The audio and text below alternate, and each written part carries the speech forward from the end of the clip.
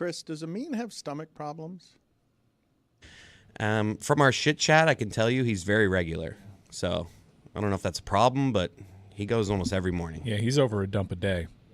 Well, but that doesn't really answer my question because he keeps leaving here. He's supposed to be here. We brought in the biggest of reinforcements wearing one of his finest shirts.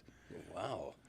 Amin will be back from the bathroom shortly, but at the moment, Greg Cody is holding up his book, even though we have no video at the moment. Oh, He yeah. still doesn't understand. He Show. still doesn't understand that there is not video to this portion of the show. A couple people in that chat have a DiMaggio streak going in 2025. There's a few people in there that have pooped every day in 2025 so far. Oh, but I never go a day without pooping. There's no such thing. Really? Yeah, I mean, there's no such I'm thing. sure like there might be a day that you go two for one. Yes, correct. But there's never a day. Put it on the poll at Le Batard Show. Do you go an entire day without pooping? Yes or no? I do quite often. My GI issues are well chronicled here, but also now it's just I'm not eating as much. My diet has changed. You've lost weight. You've leaned out a little bit. Thank you for noticing. But also, I've got mass. I take, creatine as well. Mike just flexed for the people only listening. That's right. He did just put up his biceps and flex. You said thank you for noticing. He mentioned it, for crying out loud. No, he does look good. Thank you. I would be a threat to that DiMaggio crap streak because I'm the kind of guy who can crap on demand. Like, even if I don't have to go, I can do that. And I've learned over the past few years battling my chronic cough, I've learned that coughing really brings it on. It does. It relaxes the anus. Yes, it sure does. And I enjoy that. Guy wants to learn. Yeah, guy wants to learn, guy wants to earn.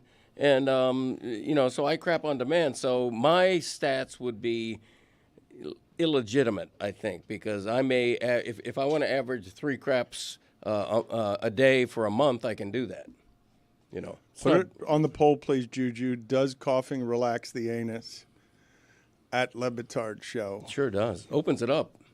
There's the initial tense, but after you tense up, it'll just You can't. It's like magic. I wouldn't call that magic. Oh, I would. I'd call that the opposite of magic. No, if you're stuffed up and you got to go, a little fake cough.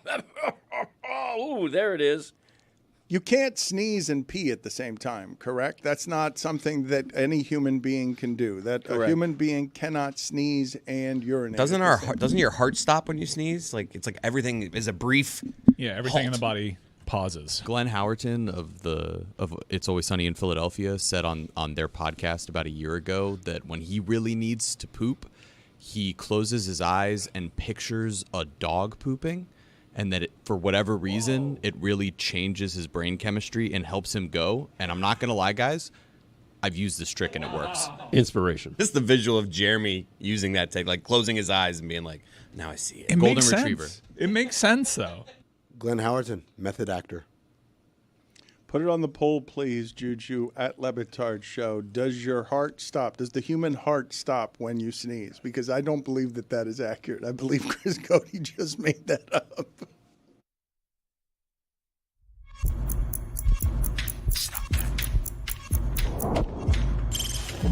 Stop that.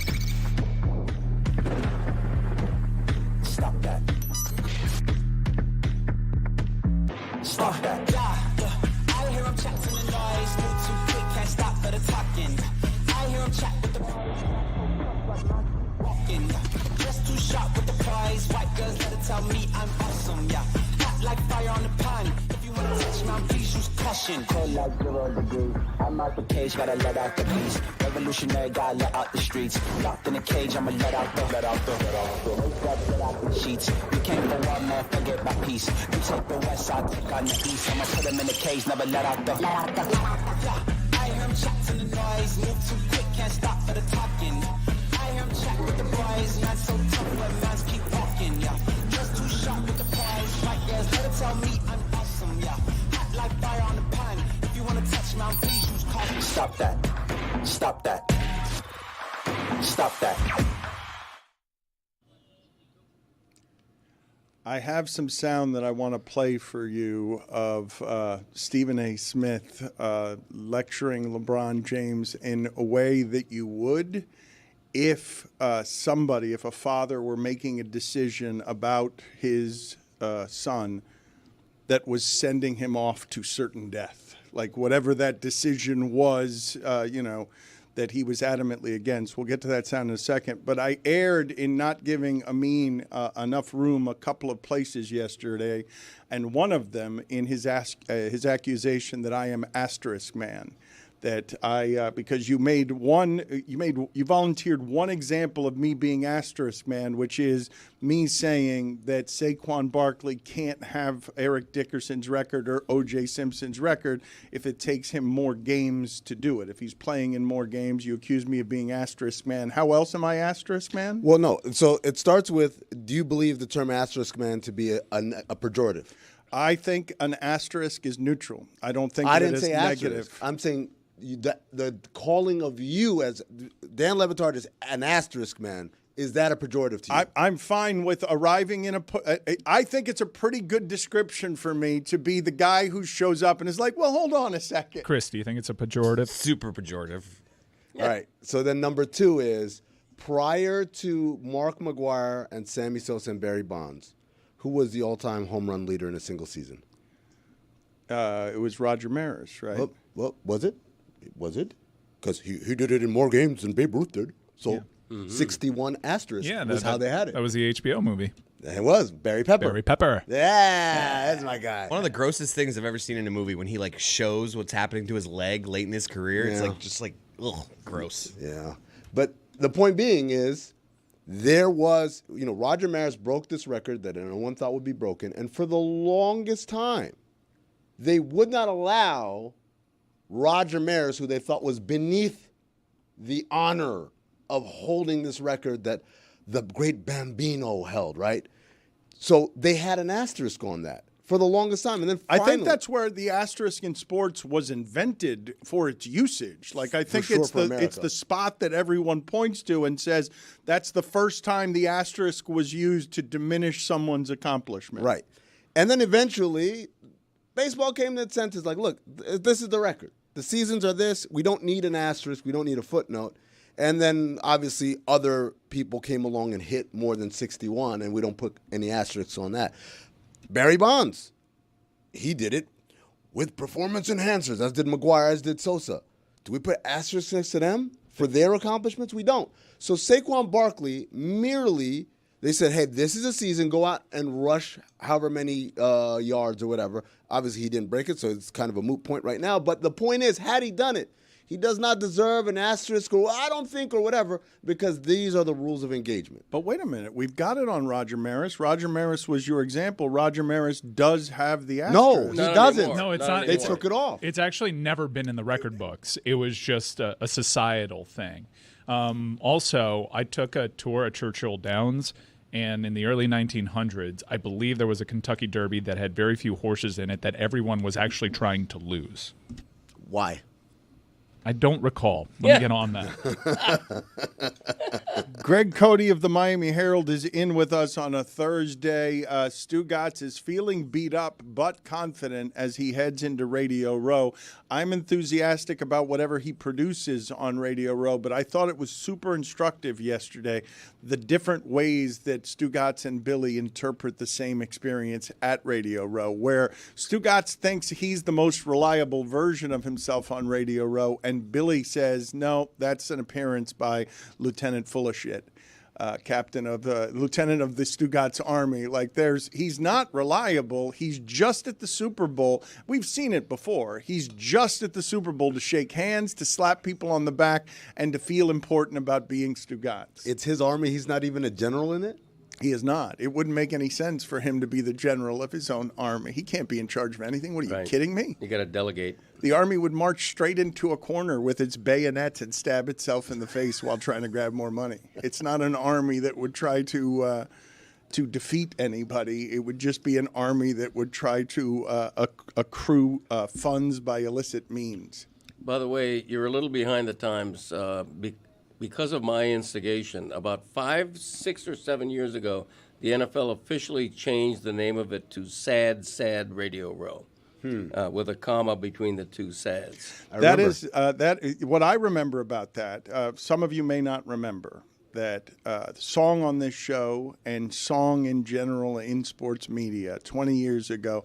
Greg Cody was the singing sports writer on ESPN Radio. He had that lane to himself. It was not everyone else at that trough. He ran out of songs about a dozen songs in, and everything became row, row, row your boat. So, sad, sad Radio Row, like everything, every song. He just ran out of songs after about a dozen songs. He stopped trying, not unlike with his Back in My Day. Right.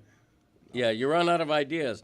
You know, I want to play the Sad, Sad Radio Row song, and I don't care. Like me, perhaps the song hasn't aged well. It's not very good. But it's a classic. I recall it as you stopped trying the moment that you descended into an assortment of songs that were row, row, row your boat, that made it clear that you weren't doing any prep on the songs for Sunday morning. I think you're maligning me. The 1891 Kentucky Derby was the slowest Kentucky Derby of all time. Each rider was under orders to stay off the lead until the final stretch. There were only 4 horses. Thank you. 4 horsemen. I knew that was coming. He's fairly useless in that regard. Anytime he's got a Tourette's now. It is, Roy, you're laughing at it, but it is Kornheiser's sense of humor for 20 years, okay? Is someone says they vacationed in Rome and he goes, Jim Rome. And that's it. It's all he's got. It's valuable information. Jeremy, can you help me with something since we're correcting things and adding nuance and asterisks? I said the other day that there was a position in royalty in which a person would stand next to the royal and absorb criticism and blame for their farts. You were unable to find this job or what it was called because you were searching the internet for English royalty. My error was in telling you or not telling you that it's Japanese royalty. That this is this was in Japanese history. So if you can find for me whatever that job was called, the fart absorber. Eurocentrism strikes again. Mm-hmm. Yeah, you know what? Ichiro used to have one of those. His interpreter was also paid to pretend like he farted when Ichiro let a pet. That's not true. No, it is true. It's not true. You're making... No, I witnessed it in the Marlins clubhouse. It's real. Like it happened. He's royalty, Dan.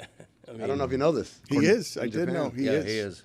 In Japan's historical court culture, there is no well-documented official position where someone was designated to take credit for another person's flatulence. However, the concept aligns with historical practices in some royal courts worldwide. That's just off the top of my dome. Go ahead.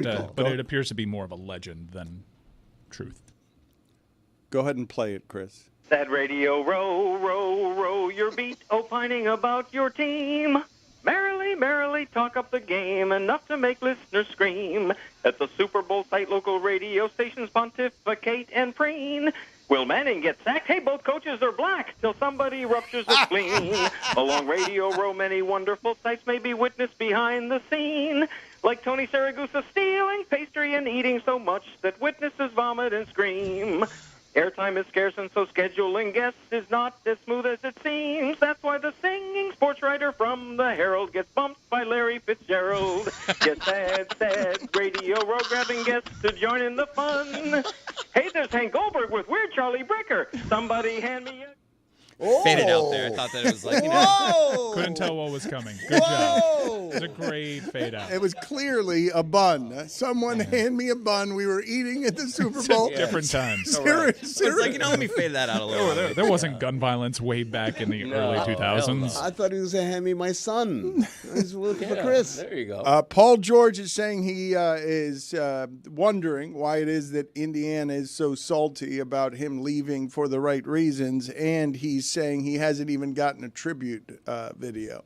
And I'm wondering what the line is on tribute video, and is it Paul George? I'm asking. I'm not condemning Paul George as a player. I'm just simply asking, what's the line on returning tribute video where you're like, you know what? I don't think that requires an honor. I just like the idea that would be a complaint.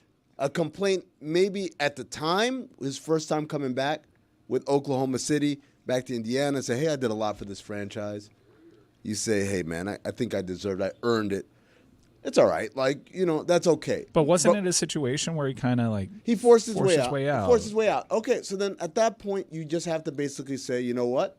We got to wait until the end of my career, and then I'll come back and I'll have a hero's welcome. But you'll have his jersey retired, right?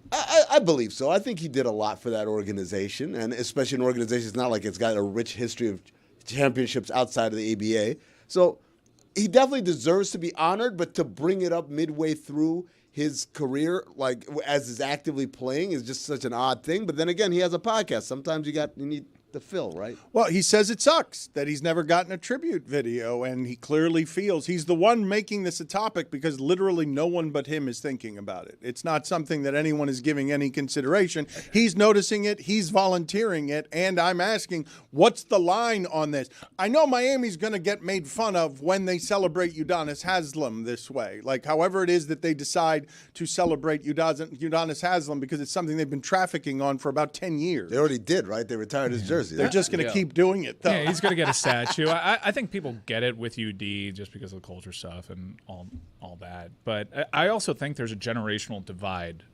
We're all predisposed to laugh at Paul George. And it was Mean, actually, I believe, who explained to us that for an entire generation that was rooting for not LeBron for a long stretch of time, for like 2.5 years, he was like the chief not LeBron guy, at least in the Eastern Conference. You had KD doing his thing in the West, but the guy that was routinely going into battle against LeBron was Paul George, which is why the perception of him with a younger generation is probably outsized. He was Josh Allen. Pretty much. He was our Josh Allen, our shining prince of a Josh Allen. Good, but not good enough. I think he deserves a video, not a statue, but the Basketball Hall of Fame door is very wide. Everybody gets in. So he's a Hall of Famer, right? We agree on that? He's a future Hall of Famer. If we agree, and if he is associated with Indiana, if that's the franchise you think of when you think of Paul George, then that certifies him as deserving, not a statue, but I mean, a video. he's now 3 teams removed. I think the bigger thing for me is, like, he'll get whatever honoring. It's just not going to happen while you're active, my man. Like, those, like Mike said, those active memorials that we get is typically beloved player who finally moves on gracefully to another place. Not get me the hell out of here. This place isn't good enough. That guy doesn't get the memorial service or the remembering fondly while they're still actively playing. But that's an artificial rule, right? I mean, I agree that that's the modus operandi, but I think, for example, I think you should be letting the Hall of Fame as an active player if you're going to make it 5 years after retirement. That's another artificial rule. If you're a Peyton Manning at the end of his career, why not let an active player get that Hall of Fame honor while he's still playing? Because when we play the video at the Hall of Fame, they want the video to be complete. What if you have an amazing, like, think of a Kobe Bryant. He had that 60-point game at the last game of his career. You don't want to have a Hall of Fame enshrinement for him and then leave off amazing things that happen after the enshrinement. The idea is that this is supposed to encapsulate your entire career. I think the opposite is more of a danger there. I think if you induct somebody into the Hall of Fame while they're still playing, and then they throw 40 interceptions or get into some off-field, nightmare, then that is something that makes you go, wow, maybe we should wait 5 years, Playoff P has been proven to work in the regular season for those who have struggled with moderate to severe postseason disappointment. It is not recommended as a first option. Do not take Playoff P while on Granger. Side effects include choking, heaving, not finishing, constipation, finishing early, and all-around disappointment. Playoff P is not for everyone. Call your doctor if you experience susceptibility to catfishing, kissy face, Australian sensitivity, paternity suits, the inexplicable urge to play for the Lakers, or thinking that dude's butt belongs to a lady.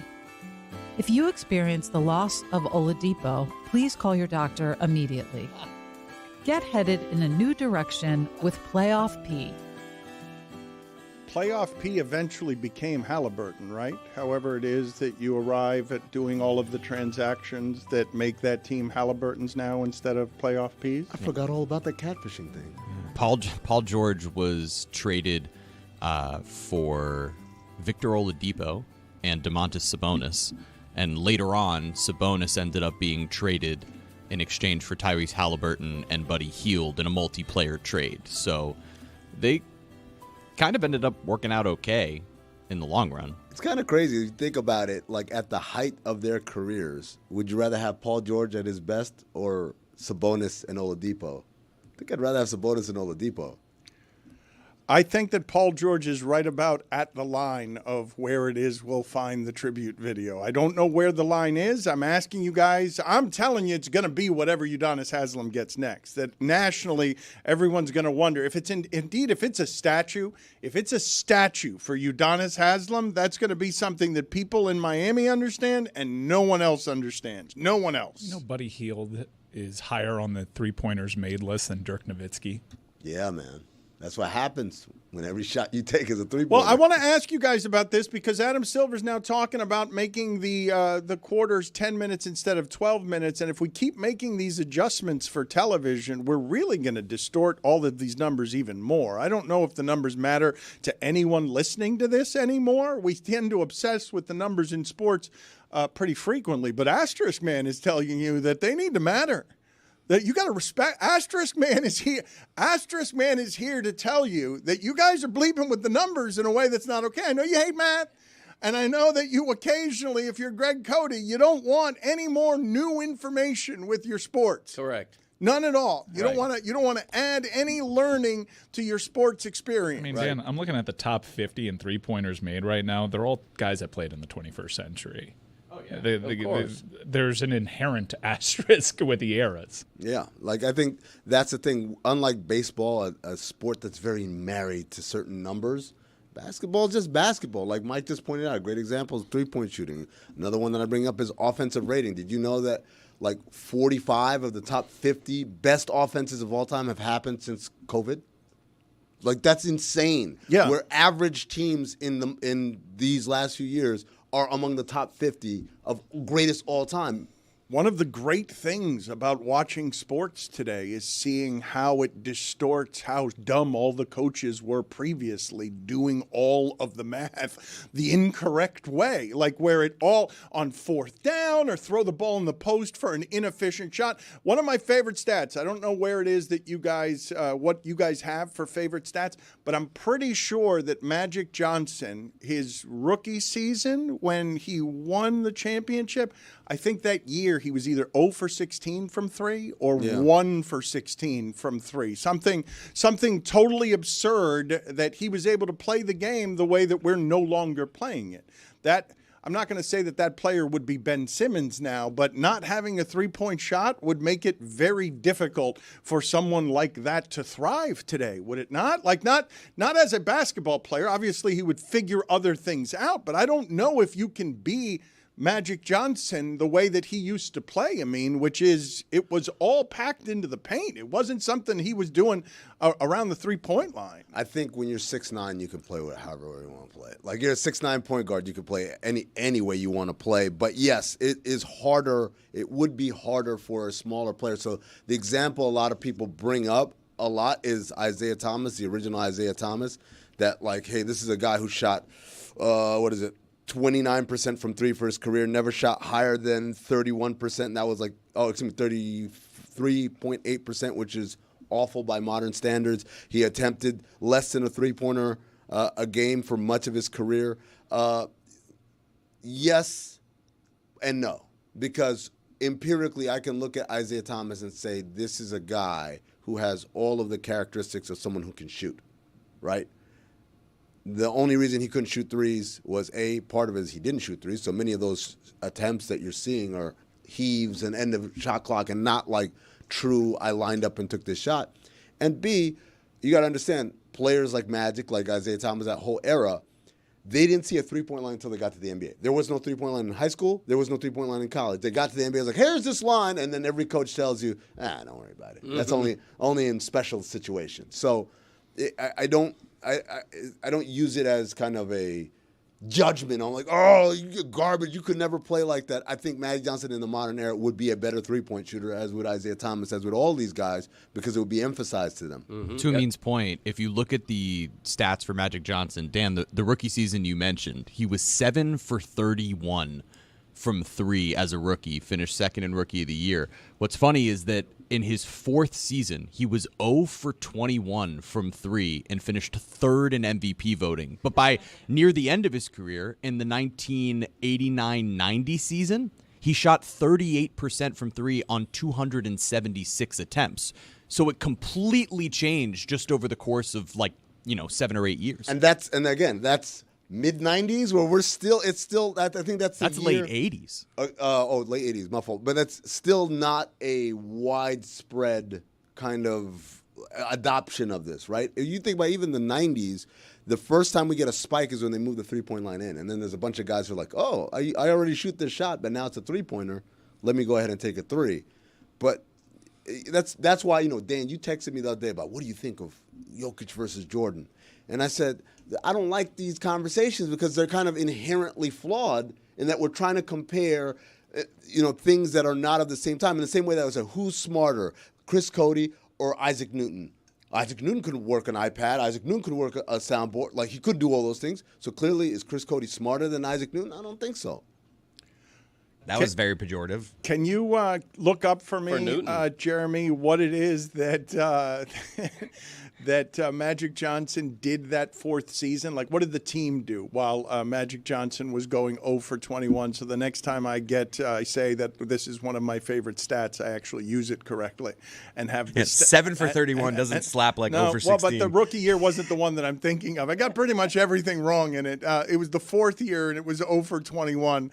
And that is kind of amazing. And it is also kind of amazing to see that immediately go to 38% as soon as, survival of the fittest evolution makes an appearance. I want to ask all of you, and if you'd get me an expert on this, I'd appreciate it, because we need our renowned Jacksonville expert, even if he's on paternity leave and even if he's busy, fathering a baby and taking care of parental duties, to explain what it is that's happened with his beloved new coach. Ever since Tony alleged that the Jacksonville Jags were a good football team, they have basically not been.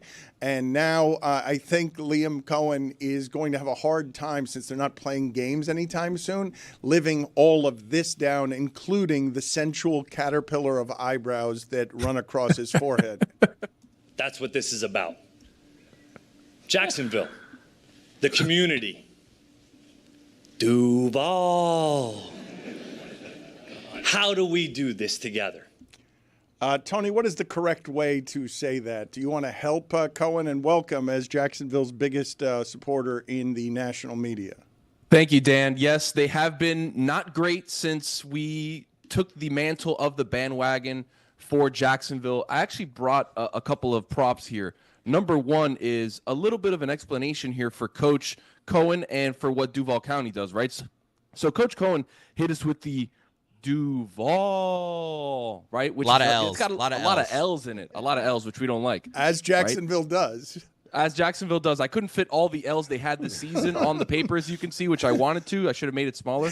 1, 2, 3, 4, 5, 6. Only 6 L's here. You could have. There was a lot more. You really could have. You could have done it to have all the L's in their schedule by just making Duval a little smaller. Yeah, but okay. You hear that L, right? Duval. I've been in there it is. I've been in the linguistics lab, and that L, that trailing L, is something we don't like in Duval. It's more Duval, right? The U is very important here in the Duval County. By the way, I brought another prop that I've been absolutely persecuted for having in my possession. I feel like I've almost been hiding it since the day of its inception. But, Dan, I brought out the San Boselli. Wow, the Boselli candle. Nice. The Boselli candle, Dan. This has been – do you remember in the first scene in Inglourious Bastards where Christoph Waltz asks if they're harboring people under the floorboards? I was asked, are you harboring this? When I moved into my new place, are you harboring a San Boselli vintage candle? And I said, absolutely not. I don't know what you're talking about. But here I am to say the San Boselli candle is alive and well. Dan, Coach Cohen is an interesting situation. Duval. Okay? That sounds like a ghost. Like if I told you, if I told you you were sleeping, if I told you right now, who was once considered the second best golfer on the planet, Duval. I don't sleep, by the way. Who did Charlamagne the God that's another have a story show for another with? day. Duval. Who did I love starring opposite Sean Penn in Cops, the 1980 movie? Duval. Which outfielder played for both the Braves and the Marlins? Duval. That is a ghost. This ghost is amazing at trivia. Duval. We're taking him to trivia now. All right. Or her. All right. Whoever you are, spirit. All of us together Duval. are having a good time. We're out, we're drinking beers, we're having fun, Miller Lights, and it's midnight. And now we're walking into a dark cornfield. Duval. Horrifying. Who played the wife in The Shining? Duval. Tony, how is he going to live this down? What is going to happen? He can't live this down until he's played a game. Sirianni was wearing that terrible press conference until he coached a game. That's the thing, right? We've seen coaches have really weird press conferences, be really weird on camera, and then all of a sudden the game starts and you're like, oh, I kind of forgot. Nick Sirianni, I heard Stugotz say the other day, is he the best Eagles coach of all time? Maybe. If he wins a Super Bowl here, like possibly, right? I think the thing with Cohen is this. He's been around cool people for a long time, but when he says the lingo of cool people, it sounds weird, right? And I don't want to throw Chris Cody under the bus, but Chris is somebody who has the lingo, but then when says the lingo, you're like, ooh, that kind of doesn't sound What's right. good? It doesn't connect. What's good, bro? Tony, What's up, Chris? let me ask a question. Is it possible, because I didn't catch the feeling that he's just awkward saying the cool lingo. I caught the feeling that right moments before the press conference, and you want me to Duval? Say it loud. Okay, got it. Like he learned about it moments before coming on stage. He's repeating something that he was told to say, or maybe even he incorporated in his research for the press conference. Not anything. He's never heard of it before that day, for sure. Like when he was in Tampa, he had never heard that call. I have a different appraisal of this. This is what I think happened. The head coach, and especially the first-time head coach in a press conference, has to be some version that is him but repressed. And so he's like, watch this. I'm going to show them personality outside of my repressions, but I'm not confident about what I'm doing. And I'm a little scared. And showing these people big personality might not be something that I should do. And so now I'm leaking confidence as soon as I've started. I didn't think that that was confident. I thought he was leaking confidence as he did this. I see in his eyebrows the fact that he doesn't know if he's saying it right. Duval. There's pride in those eyebrows. What are you talking about? Let's play it again. Let's. You guys tell me if there's pride in these eyebrows. Play it again for the people and watch again. I will tell you the audio of this is funny, but the video is funnier because of what his eyebrows are doing during the Duval. That's what this is about. Jacksonville, the community. Duval. See that little sway side to side is like, oh, I'm about to get him. He's crushing it. I'm about to get him with this one. They're not ready. First eyebrow is like, oh yeah, I'm going there. Second eyebrow is like, went there. You came with me. Look at that smirk. Yeah, I mean, it's Dan. like, nailed it. That's the confidence that got him the job. Yeah, he's proud of Duval. To Dan's point, though, there's a bit of a lip quiver when he says it. Watch his mouth and watch the lip quiver a little bit. Like, am I about to nail this or am I not about to nail this? Watch the mouth. Let's play it again and watch the mouth really quick. That's what this is about. Jacksonville, the community. Duval. That's not How confident. do we do this That's not together? confident. That I guarantee you, not only is it confidence, Tony, he didn't even know he messed up until after he got off the press conference podium. He was like, I killed it. Let me see what Twitter's. Oh, my God. He's like, you hear Oh my my Duval? God. You hear my Duval? I crushed it. Like, that's how he walked off that stage. One last refresher, Tony, on the correct way to do this with your helpful video aid, please. Absolutely. So, again, Coach Cohen, Duval. Right? That's Duval. yeah, a lot of L's there. Hopefully not this season, but a lot of L's. You need Duval. I didn't add the as many A's and L's, but the U's are the most important here. You got to get the U's in, boys. That's it right there. And you made it right in that you said multiple A's, one L. If there's one letter that's going to get sacrificed here, it's going to be the L at the end. We don't take L's, baby. There No it is. L's in Duval. Excellent analysis. Worth you coming back from paternity leave. Thank you, Tony. Appreciate that you are forever a Jag off. Thank you, sir. The segment was fire. I want to backtrack a couple of weeks here. This has been a glaring omission by our show, and I'm embarrassed by it, especially here in the local hour. We have not talked beyond a one-sentence mention of Jim Larranaga leaving the job at the University of Miami and the total state of disrepair that is the University of Miami basketball program, where completely squandered is a Final Four appearance from a couple of years ago in a way that is jarring to see a program not only not be able to capitalize off of a Final Four appearance, but to do the very worst of the opposite of whatever capitalizing is, where you're losing games at home to Charleston Southern by 25 points because the program is completely broken. But I do want to celebrate, instead of the fleeing at the end, the fact that that was a monumentally successful career at the University of Miami for a coach. Like, Sure.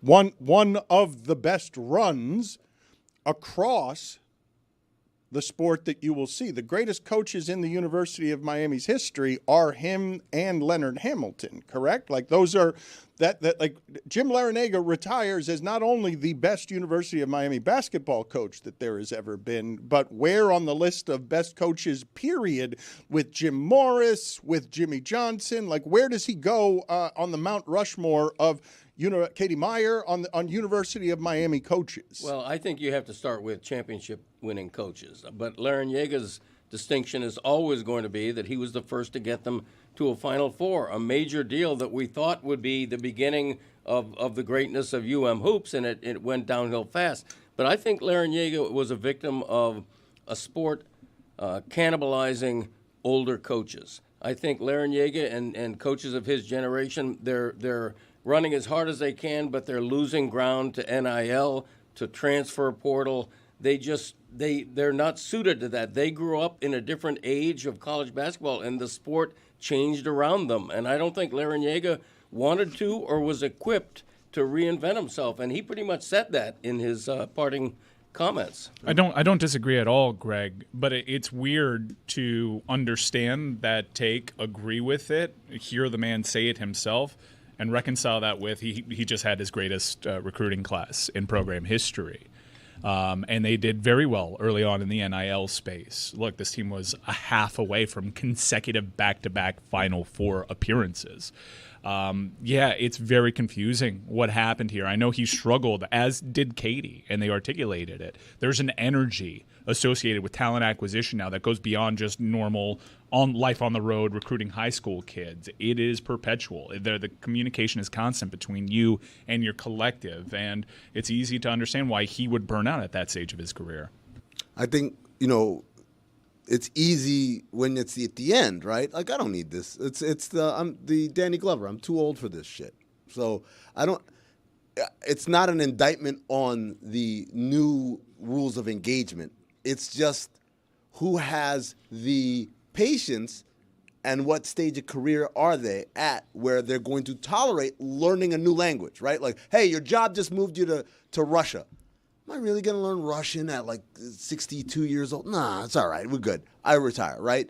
Number two, I think I keep saying this. I don't think NIL is the thing that has ruined the game. Because, again, most of these big programs, we're offering incentives, let's put it that way.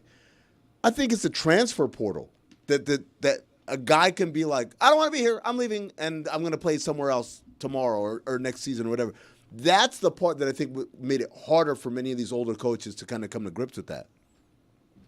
That is 100% accurate. I know from what Katie said, she really struggled with you invest yourself so much in a relationship, and no matter how well it seems to be going, the college basketball players in particular are always going to test the market. It is very strange. Look, we retained a lot of talent that entered the transfer portal. We talked them away from it. We lost some. Guys like Vuga Poplar in particular has kind of reinvented himself over at Villanova. Bensley Joseph is doing well. Norchad Omier is still rebounding like a beast over at Baylor. It's just really confusing to me is you kept wondering, wow, this is happening at Miami. Jim Larranaga is showing you what the ceiling at this program can be. And for them to not only do nothing with that momentum, but become one of the worst Division I P4 programs we have ever seen during a 16-game losing streak, not even being close, historically being one of the worst against the spread teams in the history of college athletics. It's crazy what's happened so quickly. Like, the talent does not compute because they have a fair amount of talent when you look at recruiting star ratings and whatnot. It does not compute with what you're seeing on the court. The against the spread record sort of explains itself because when you make a Final Four that recently, there's the assumption, all right, this is a good program that's going to start being good again. And therefore, I think they're always going to be favored by more or an underdog by less than they should be because of that. Guys just stop listening to. They were not playing Jim Larrañaga-style defense. They were not active hands at the top of the key. It was just a little unrecognizable, and it was really confusing because I would argue entering last season, this is one of the more talented Miami basketball teams we've ever had. A lot of talent that made deep runs consecutively in the tournament. And with new talent that's now in the NBA, and George, who's in the Rising Stars game. It was very I would confusing. love to have an honest conversation, like a truly honest conversation with these coaches on what it is that they're dealing with families and with teenagers now that they're more powerless than they've actually been because of the stuff that you're talking about. Like a truly honest conversation about what happens when it's teenagers and their families fighting over your money and you have no control over making anybody listen because there's nothing that you can do to exert power over somebody who's unhappy. They don't have to eat it anymore. It's not old coaches. It's not just old coaches. Sure, I want my coaches to connect across generations and cultures and everything else, but that has to be something that's hard for anyone who's in management right now trying to govern something that can't be governed. Guys, I just want to close this segment with an investigation that I've had pending. I'm here to argue that Liam Cohen's always been cringy, and we're just catching on to it because this is the first time that you've seen him speak. But I recall a video, because I'm a big Baker Mayfield guy, of them being reintroduced after Liam Cohen was named offensive coordinator. By the way, it's very interesting. People are so confused and at the back of their minds still doubt Baker Mayfield that we've hired two of his offensive coordinators as head coaches because we're struggling to explain this. But watch this video. I submit this as evidence. Liam Cohen reuniting with Baker Mayfield. Baker reporter. Let's go. What up, though? Hey, had to do something light, you know? Oh, no. Dude, man. All right, bro.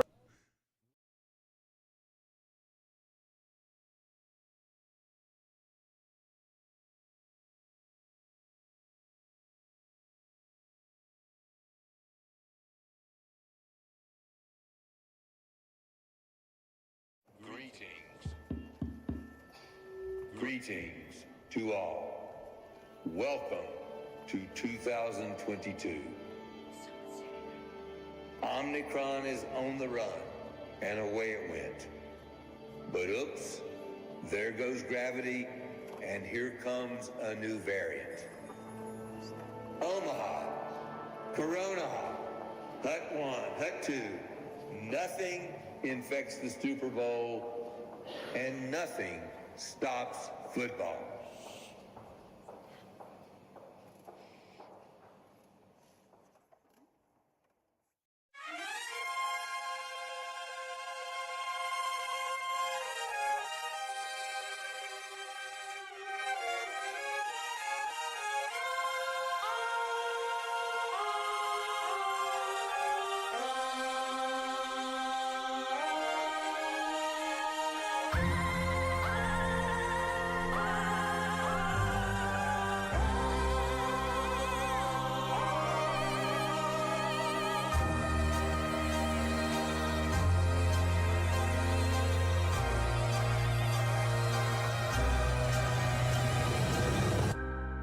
Racism, greed, trauma to brain and spine.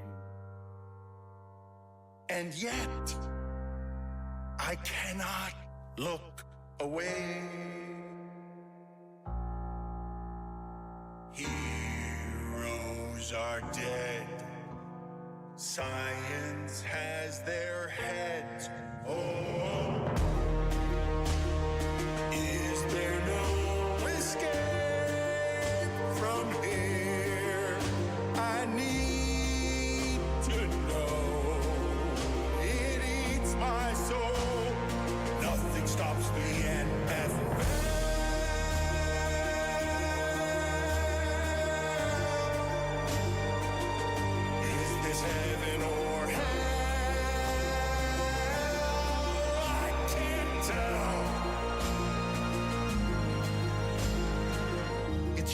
cockfighting, CTE prayer circles. They blackballed the blackballer. They tried to end racism by stenciling it in the end zone. Billionaire boys using millionaires as toys. It's all immoral, all unethical. Ooh, the witching hour. Nothing stops the NFL.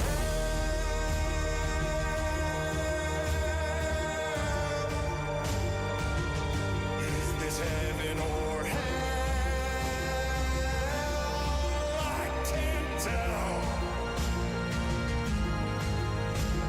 It's Urban and Snyder and Flores and Gruden, but Kyler, but Kelsey, but Cooper, but Canty. It's cheating and tanking and bounties and banking, but parlays, but face bank, but promo, but innings.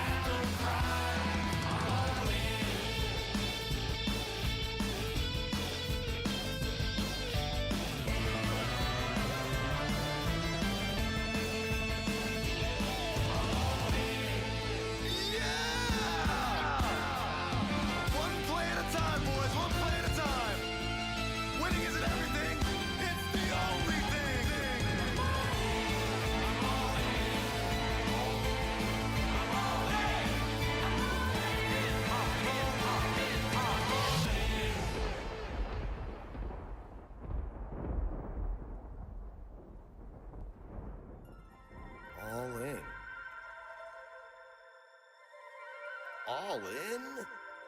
I'm a fan of the Jets. I'm a fan of the Jets. Oh, no.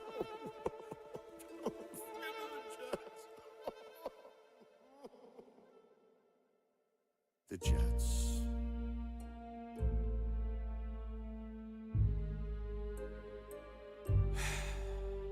The Jets. Why this team? The Jets! The Jets!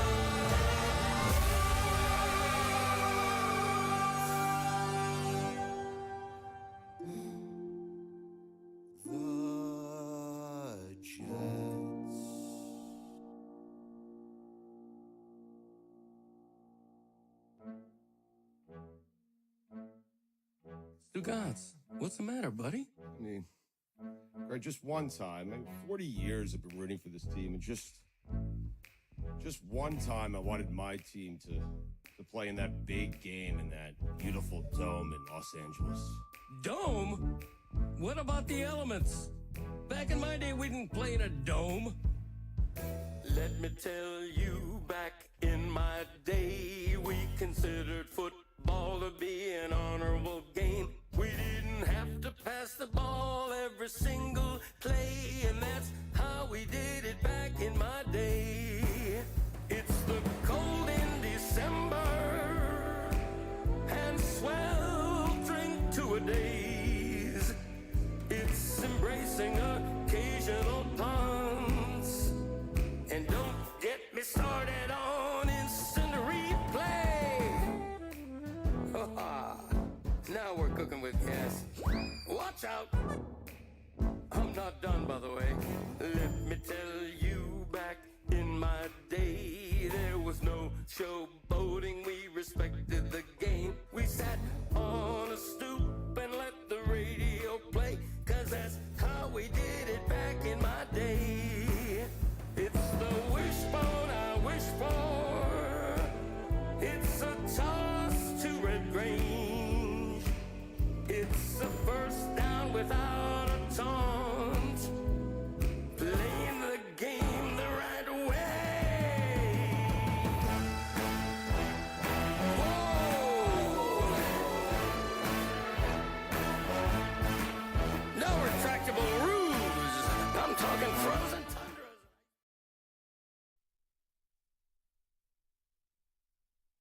This episode of the Dan Le Batard Show with Stugotz is presented by DraftKings. DraftKings, the crown is yours.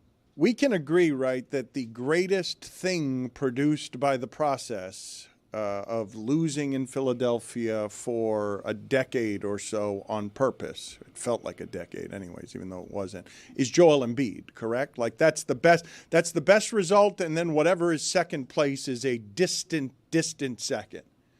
You guys want to guess of the 886 available games for Joel Embiid, how many of those he has missed in his career? Do you want to take a guess? 846 available games for the Philadelphia 76ers. I'd guess 120. I'd go way higher. How much higher? 250. I'd go way higher. Way higher than 250? Yeah. How much? Where would you go? Where would I'd you go put it? above 350. I'd go 400. It's exactly 400. Oh, my God. That's never happened before. What? No way. Unbelievable how he did that. Exactly 400. Congratulations, Mike. You played the game flawlessly. 400? 400. Greg, 400. Hey, Greg, All right, Coach Liam Cohen. You know, I had to put a little something on it. Duval. What up, though? 400. Lucy joins us now. Lucy Rodin. She is the creator of Off-Roadin, which is not Rodin. It's Off-Rodin, but that doesn't make sense, so we've made it Off-Rodin. She joins us now. It is nice to see you, Lucy. You're in New York, and we still haven't gotten the correct challenge in front of you to see if you will do a challenge by Monday that will allow Meadowlark to send you to the Super Bowl. So where are we on challenges that have met your approval, because the listeners are being challenged? What is the hashtag? How are we doing this contest to submit challenges to Lucy to see if she does one of them, whether or not she's allowed to go to the Super Bowl with God Bless Football? Hashtag Lucy Challenge. It's the Super Bowl Challenge. It's presented by Venmo. But, yeah, we haven't really nailed down the exact challenge yet, Lucy. Where are you with this, Lucy? I thought we had. I went through, I looked at all the responses. Half of them made me incredibly uncomfortable, and I think it's inappropriate for a lot of you to have asked me to do the things that you did, but there were some good ones, like Lucy goes to the bookstore, has a nice day. Okay, sure, I could do that. Lucy goes to the spa. Okay, sure, I could do that. Lucy goes to the mall. Okay, sure. If that's what the people want me to do, then I'll do it. No. There was one. Dan pays off Lucy's student loans. Okay, sure. I'm fine with that. That seems like a good challenge. People are giving good ideas, and then I bring them to you all, and then you get mad at me because you don't like the ideas that have been given. Not my fault. How about Lucy reads Stugotz's book live on YouTube? All right. I love that one. I think that's a good one. And it's like a low lift, no? No, that's a lot. That's a lot of reading. You're going to spend hours and hours doing that. I like how Lucy does that, though, in her casual, laissez-faire way. Not my fault. It is 100% your fault. Like you're choosing. You're choosing the ones that aren't challenges or punishments. You're not choosing the ones that would be somewhat arduous because they've got to be a challenge in order for you to go there. We're not just going to pay for a trip for you to go to the Super Bowl and give you another bonus before that by having a lovely day at the spa. If I go to the bookstore, then I have to walk to the bookstore, cold outside. What if they don't have the book I want? That's a problem. There's so many things that could go wrong going to the bookstore that it's honestly kind of even reckless and dangerous for you to ask me to do anything, but I'll settle for going to the bookstore. I wonder if the people listening to this have the ability in the modern age to even find a bookstore. Like not using any computer equipment. Just you have to go find one. We used to have one on Miami Beach. It's no longer there. It's one of the most culturally symbolic things I can say about Miami Beach, that it doesn't have a bookstore. Put it on the poll, please, at Le Batard Show. Could you find your local bookstore without the help of your phone? Because there aren't the books. Like, wait, are you asking if people can just wander around and find a bookstore? No, I'm saying, do you know where your local bookstore is? Because so many of them are closing. Right. Because where your local bookstore used to be is not where it is anymore. Because all over since the pandemic, all I see more than anything is quarantine buildings and empty offices. While I appreciate the point you're trying to make, I don't think you're making it in a correct way. Because if I could say the same things like, could you find your local dry cleaner without the use of your phone? I don't know where a dry cleaner is. Well, I don't know how anybody found anything like before the phone. I don't know how people found each other outside of a stadium. The phone book. When they were trying, when they were lost and didn't have cell phones. I don't have any grasp. You said we're going to meet in front of the statue, and then you just waited by the statue. And if they didn't show up within like 20 minutes, you would think, well, let me get a payphone and call. Did Greg leave the house? Yeah, he left an hour ago. All right, okay. Yeah, that's the way that was it. I, by the way, still have a B&N in my neighborhood, a Barnes & Noble. Oh, yeah, that's what they call it. I go there a lot. I haunt the place. And, of course, Books and Books in Coral Gables is a legendary local bookstore that carries the Back in My Day book, by the way. Oh. So how about that? You only said all of that so that you could get there at the end. You had no other goal when you started all of what you were saying than to get to the promotion of your book. Yes. Speaking of the promotion of the book, my favorite part is that Greg has the book propped upright in order to be like product placement, except it is completely not in your shot, Greg. What? There's no shot where the book shows up. Not Show the me wide, not your shot? single. How about reading Greg's Back in My Day on YouTube, toilet reading, a much shorter book than Stugotz's. Chris Cody, how do you feel about that as a challenge for Lucy? Because we have to do this by Monday. By Monday, she has to execute on the show the challenge if she's going to go to the Super Bowl. I can't have yet more spoiled behavior around here where she gets a spa day and the Super Bowl. Everybody here wants to go to the Super Bowl except me. Yes, spoiled. Spoiled, yes, in a way that's uncomfortable for me. Damn, my parents are divorced. I can't be spoiled. I've been through Put it on the poll. Actually, no. Or you could be double spoiled. Double spoiled. Oh. No, not how it worked. Let's play some video here. I mean, were you fooled by this? Who was fooled by this? People who are not familiar with alligators and crocodiles and who are now getting fooled in general by everything happening on the internet that passes for misinformation. This story, I mean, that involves the very real fear that people have that alligators and crocodiles have evolved to a point where they could fake stuff. These are very small-brained animals. These are not. This is the Stugotz of the animal kingdom. Like, this is not an animal that can trick its prey under any circumstances. But what were you fooled by this with the species? I wasn't. I was secretly trying to entrap you into being fooled, and apparently I failed. I failed because Dan Le Batard, unlike the alligator, is wily. He knew. He's like, oh, I got this one. Well, tell the people what it is that this is meant to look like here. So it's supposed to...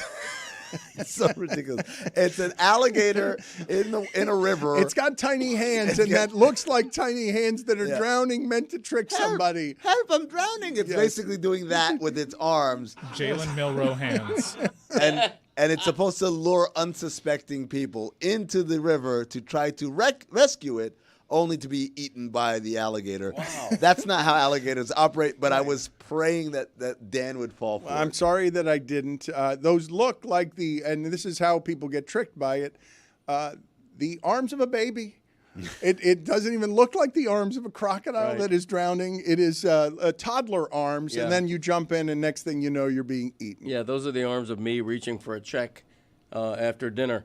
I would identify that as alligator arms and still swim out there to save the gator. I don't agree.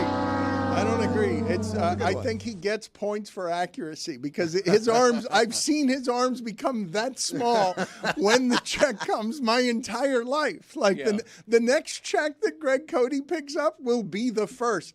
I have thousands of dollars spent at Sweet Tomatoes. He does that with me even at bowling. You'd think, like, in this hierarchy, he's supposed to pay for shit, no? At bowling, he's always like, you got these beers? Good. Dude, like, I just pick up the tabs. Anytime I do anything with my father that requires money being spent, he doesn't even reach. He just walks away. Yeah. He just wanders away. That's the play, is to time your bathroom break when you think the check's about to arrive.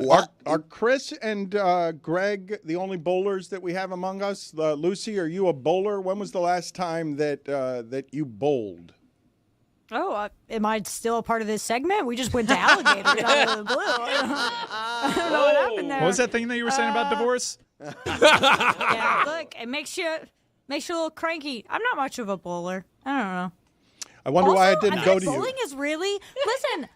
You just cut me off, and I had another good point. Now I forgot it. No, just kidding. I didn't. I think bowling is really expensive in Miami. Like, I remember Taylor was telling me that if you wanted to go bowl downtown, it was like $100. Okay. Well, it's a rave. No, yeah, that's the problem. He's talking about a very specific bowling establishment that is not far from our studio, but it is it's not where Greg and Chris are going. This is like Miami's answer to, like, you ever wanted to bowl with beautiful people while music pulsates and the lights are low? And that is not where the Codys are bowling. No, we bowl in a real bowling alley. Yeah. You know, real lanes. You got the shirts? Yeah, no, but, you know. Lucy, why are you looking with the face as if a boulder is rolling toward you and there's no escape? Bowler.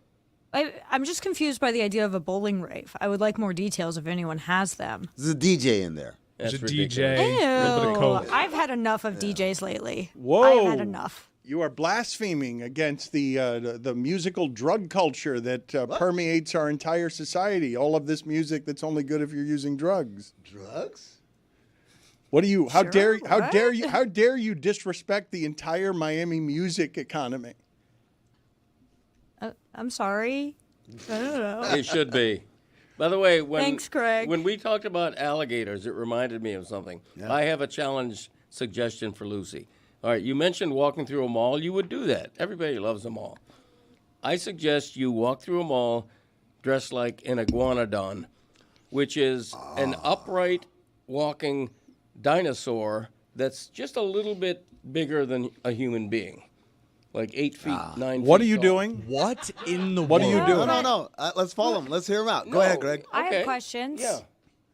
How does one dress up as that? Like, is there like a costume? Do I like? You go on Amazon right. You go on Amazon right now. You Google Iguanodon, and it'll be on your doorstep. What is an iguanodon? Explain this. This is something between an iguana and a dinosaur that walks like a human. It's walks upright. It's roughly human sized. Yeah. If you've ever watched Disney's Dinosaur, the family that they focus on are iguanodons. But where did this come from? Where in your mind? We were talking about just because bowling. you guys are embarrassing yourselves with your lack of dinosaur knowledge doesn't mean Greg's not making a great point. This is one of my favorite segments ever. Listen, initially I was thinking of Lucy dressed as a stegosaurus, but that would require her to be on all fours. Yeah. And move as if she were an antelope or something. Inconvenient. Yeah, very inconvenient.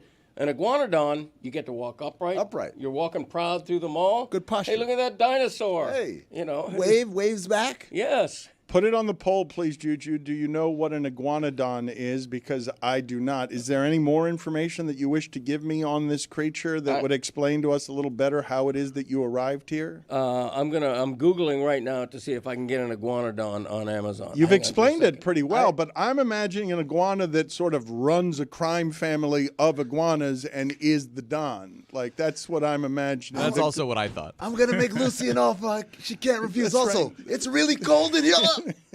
That's right. Collect a prehistoric life iguanodon vinyl toy. Oh, that's a toy. We don't want that. No, we want the real thing. It's only $1,000 too. Yeah, but it's on the screen and it's wearing a hat. Like, you guys are making it a full human. You're making it a full human being. I still don't understand, Greg, how you ended up there. Like, why and how did you end up there? You seem to think it's totally logical. Can you explain to us how your mind works? Because I'm trying to think, what is an upright walking dinosaur that's roughly the size of a human being? There you go. Lucy, when you see that picture of an iguanodon, would you accept that as a challenge and walk through a mall like that? It's a lesser-known dinosaur. I could make it work. Okay, so we've got a bid. We've got a bid on a challenge. Not very Which good mall? one. Because I feel like the mall you pick really, really dictates how interesting, how fun. How long does she have to walk as an iguanodon through the mall in order to make this work That's a very good as question. a challenge? It has to be a very popular mall in prime time, like on a weekend, like a midday Saturday, 2 p.m. in a Dolphin Mall or whatever they call that. And how long? I would say a minimum of 1 hour.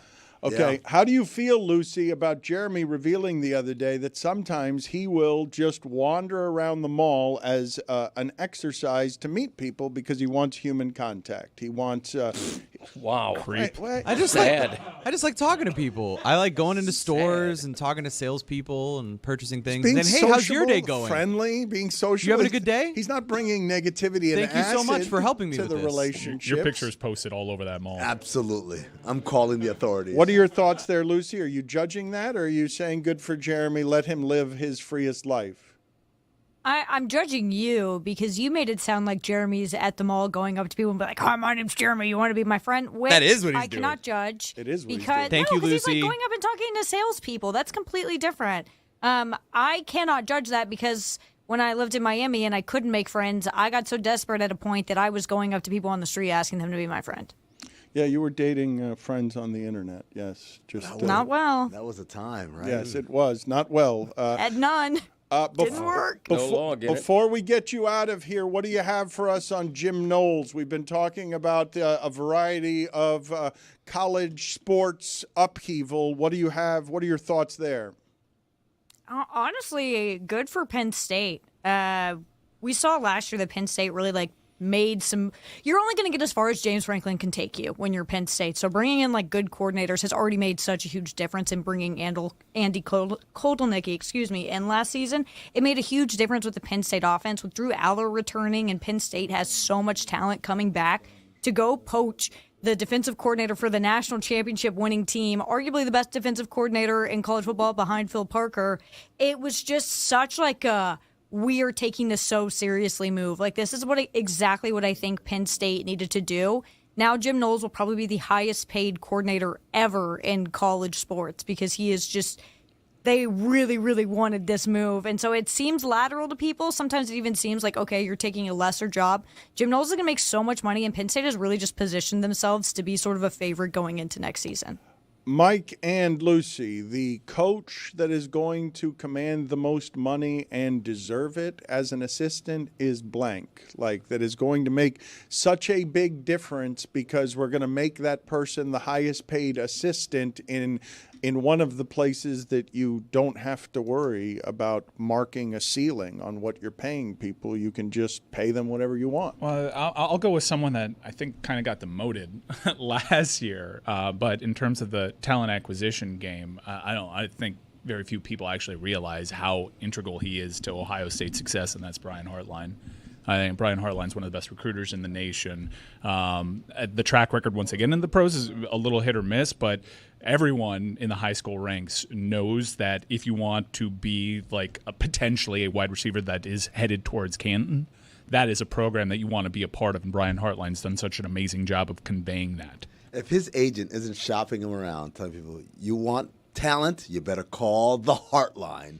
That guy deserves. That's just like a hipster pick because he's not, like a top No, assistant. but it's a good pick to get someone who's good at recruiting. I just am surprised that you're going with a former wide receiver of the Dolphins and a former wide receiver of Ohio State being better at recruiting than everyone else is. How the hell did he develop that Miami's skill? gone head-to-head with him in a lot of battles with a lot of local kids, and Brian Hartline's won the vast majority of those battles. Lucy, do you have a selection?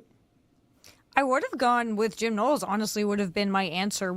I know that some Ohio State fans aren't happy with the amount of time it took for him to really get Ohio State to the level he wanted to, but he's a game-changing coordinator. Like, he can really take your defense from something that's solid, from something that's average to a national championship winning defense, where obviously Ohio State had a great offense this year. Obviously, they had some of the best receivers in the country.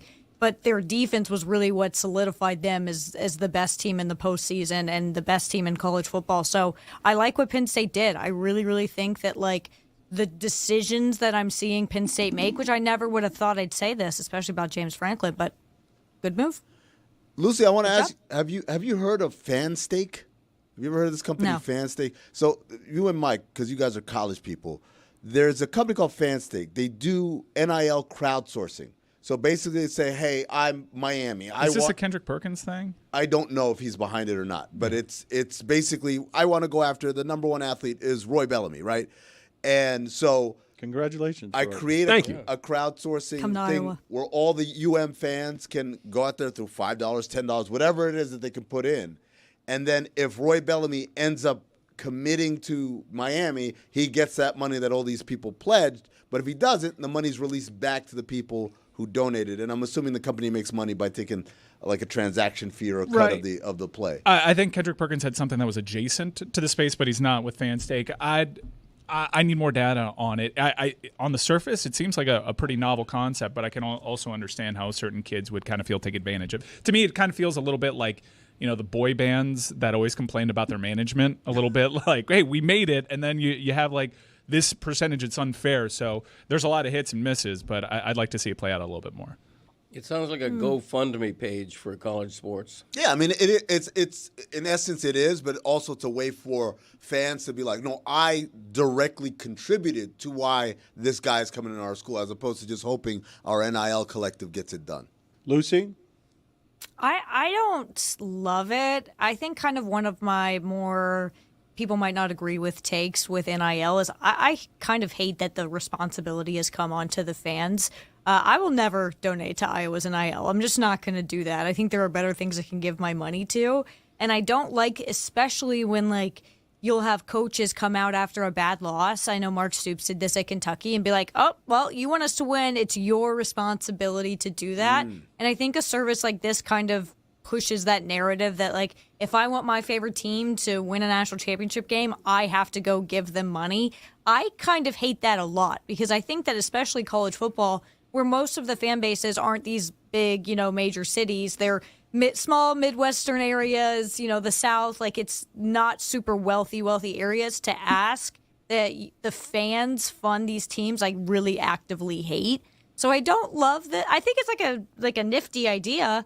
I would never participate in it, and I think that it does sort of spread this kind of idea that you have to give money to your team when a lot of fans are already giving money to their team. They're already buying merch. They're already buying season tickets. They're already going to games. You guys are bleeding us dry. I wholeheartedly agree with Lucy, and I say that as someone that has the season tickets, has the merch, and also contributes to the NIL collective. I thought that things might change with rev share. It hasn't. And quite honestly, you have people in positions of power in college athletics, be it administrators or college coaches, make these demands, but they are not actually contributing to this pot. Their salaries are not going down. The game has changed. The labor is getting paid. You would think that the administrators and the coaches would feel that a little bit. Nope. It goes directly down to the consumer, down to the fans, and they're the ones getting the guilt trips. As the college coach salaries escalate, where $10 million a year is no longer considered particularly unusual, a percentile of those coaches' salaries should go to NIL. Well, that's happening right now. They're making coaches take pay cuts. They're doing it all over. Norvell did it. Norvell. And that's smart. Paying. Gundy did it too.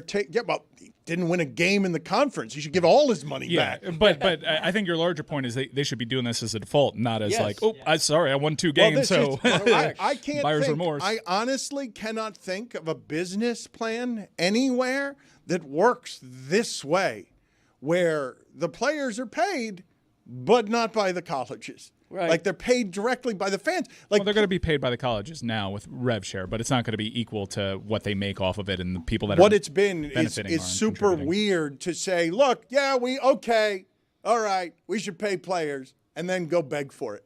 Right. Like, yeah, you got us. We should indeed pay. You guys want to take care of this? It's like going to dinner with Greg. It's like, hey, want to go to dinner? Sure, you're paying, right? I will say what you're seeing across the nation right now is the rev share is actually making boosters pay more because you have programs, and I explained this before on the show, but you have a program like Duke, which sets the market when they acquire Mensa from Tulane. Duke would never raise $15 million for their football program, but with rev share, they do. So they're all of a sudden in the game for talent acquisition. So what do? Out the gates, they establish the market. Mensa gets more than twice of what Cam Ward got previously. So you see how that alters. And now to make that up, okay, rev share, I have a cap on what I can commit in terms of rev share. How am I going to make up that money if I talk to someone that really prioritizes NIL in the marketplace? You're going to have to go to your boosters, and they're going to actually have to contribute more than they used to. Put it on the poll, please, Juju. Do you want to hear the phrase rev share when talking about sports? And also, Lucy, I think that nifty is an old person's word. Do I have this wrong? At Le Batard Show, put it on the poll.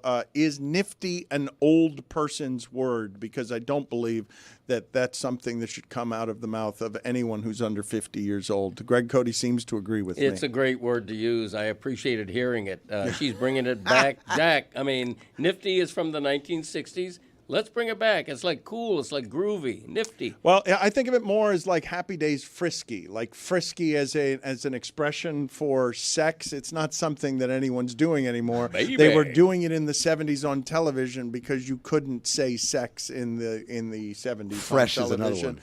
Are you getting fresh with me? That means my mother always used to say I like that. Fresh is a good one. Lucy, thank you for being on with us. We'll figure out this challenge. Right now, the highest bidder is Iguanodon walking through a mall for some reason for an hour. Hashtag Lucy Challenge is where you go anywhere on the internet if you want to submit over the next couple of days. We have to get this done by Monday. Thank you, Lucy. Thanks. It was nifty. Fresh. She's getting fresh with you. I want to get to this sound from Stephen A. Smith, but before I do so, did you guys have any thoughts on Bill Belichick saying that they should rename the Lombardi Trophy maybe for Tom Brady? Yeah. That they should just rename it the Tom Brady Trophy? Well, when I first heard about it, I thought it was just such a spectacularly dumb idea. And then, to Bill's credit, I heard later that he was just, quote unquote, joking. He was kidding.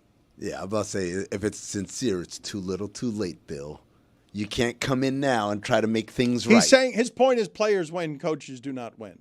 I thought it was admirable for him to say, and probably a pretty good idea. That's a guy that I've seen lift it more than anybody else. So I didn't think there were any kind of intentions there. Maybe he benefits from in the public space saying, no, like Tom Brady, I owe a lot of my success to him, but I thought it was nice. Am I whack for that? I would have preferred if he had said they should rename it for me.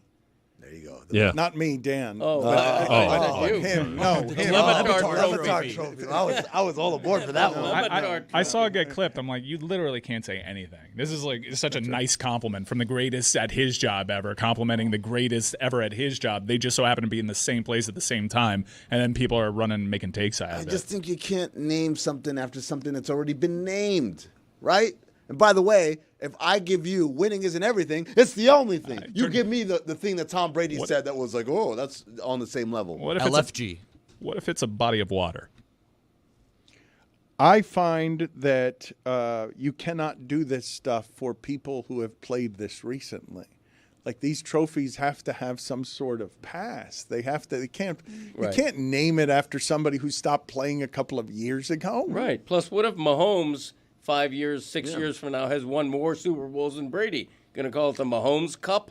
It should be. Hold on. But Belichick should replace Lombardi, though. If it calling it the Belichick Trophy, No. Belichick is more success. What do you mean no? It's the Vince Lombardi Trophy. Are you suggesting that maybe this was his intention? No, there's an MVP award that could be for Brady. Yeah. But if we're actually going coaches, it's a guy who just said name it the Brady. Mm-hmm. The frozen tundra. Not helpful. So let's play for That the was people. my John Facenda voice. The frozen tundra. Less helpful even than before. Pretty nifty impression. We Thank you, have Jeremy. even less helpful. Let's get Lucy back and see if she can be less helpful.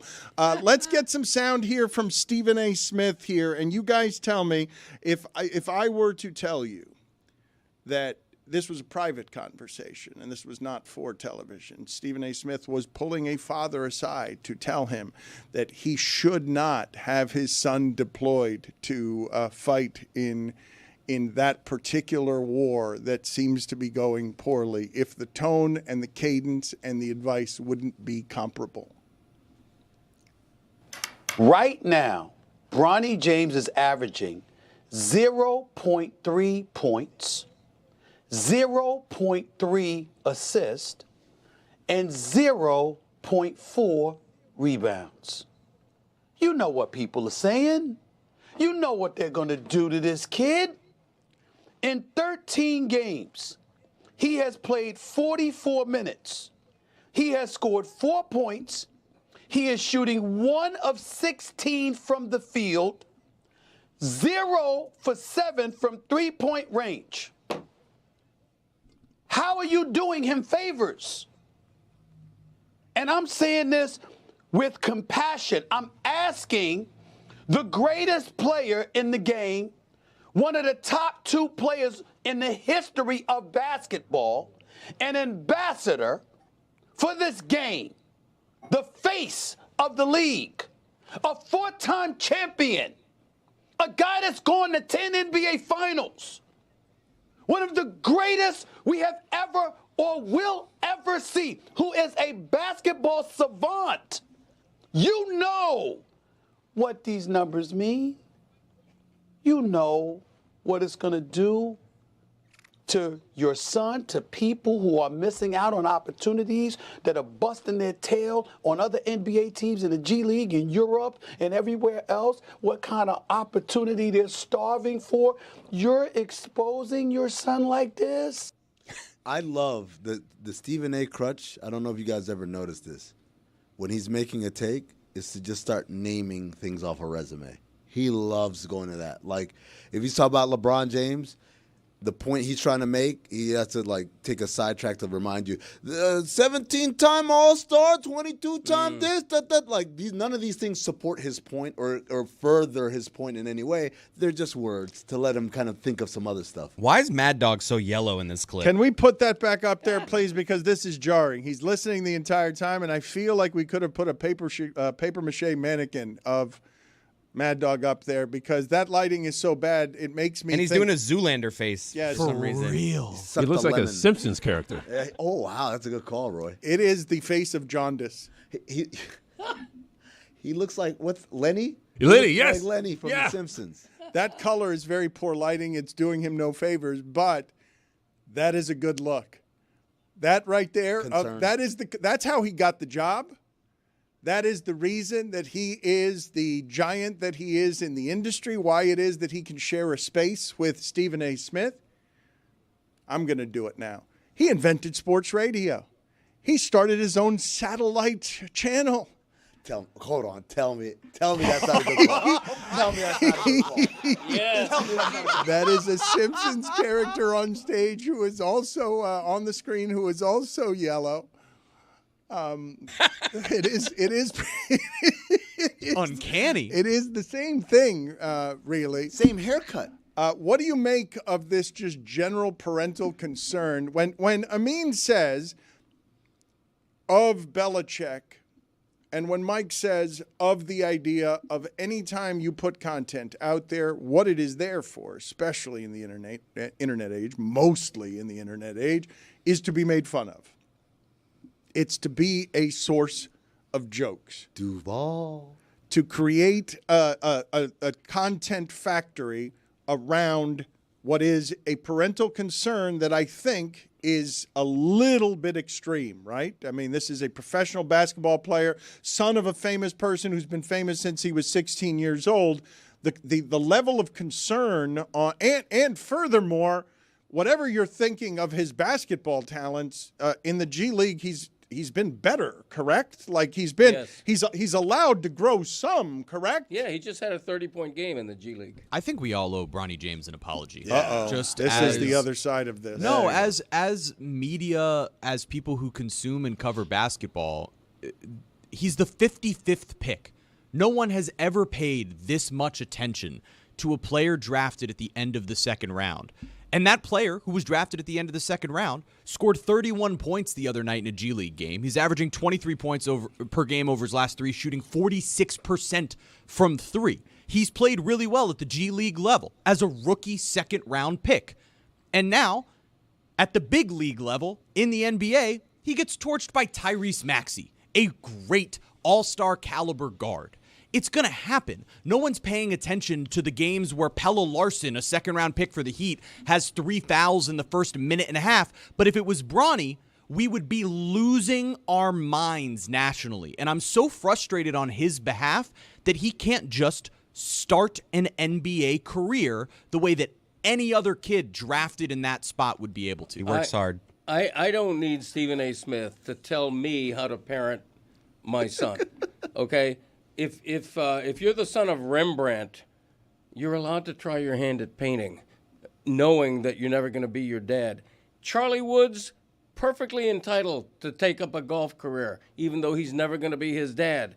It's ridiculous to not allow Bronny to try to fly on his own. Well, hold on a second. We are allowing it, and there are a lot of stops between the parental concern that Stephen A. Smith creates performatively to create content around the guy that you're going to be talking about, and owing him an apology. There are a couple of exit ramps between those two things. I don't think I owe Bronny James an apology because he scored 30 in a G League game, but I do want to just address, this is just another way to talk about LeBron in a way that connects with audience, correct? It's a new way to talk about LeBron in a way that connects with your audience that has fathers in it, and now you can say, on behalf of fathers, you can have an interesting conversation about whether you're doing something good for your son or not by giving him a shortcut in a world that doesn't really allow those when it comes to roster spots very often. I think Jeremy made a good point in noting that he was drafted number 55.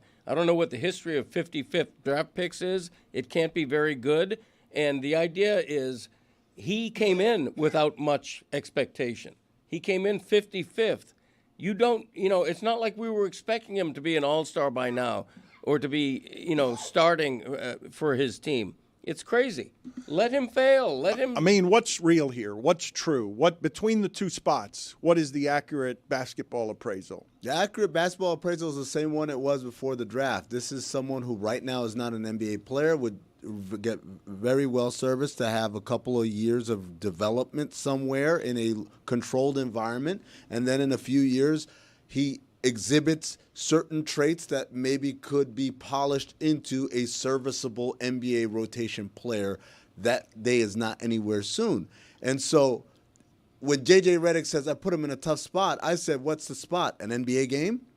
Because he looks like someone who's not an NBA player, because he's not. That's real. As Jeremy pointed out, he's played well in the G League. He's only played 3 G League games. He's only played 3 games.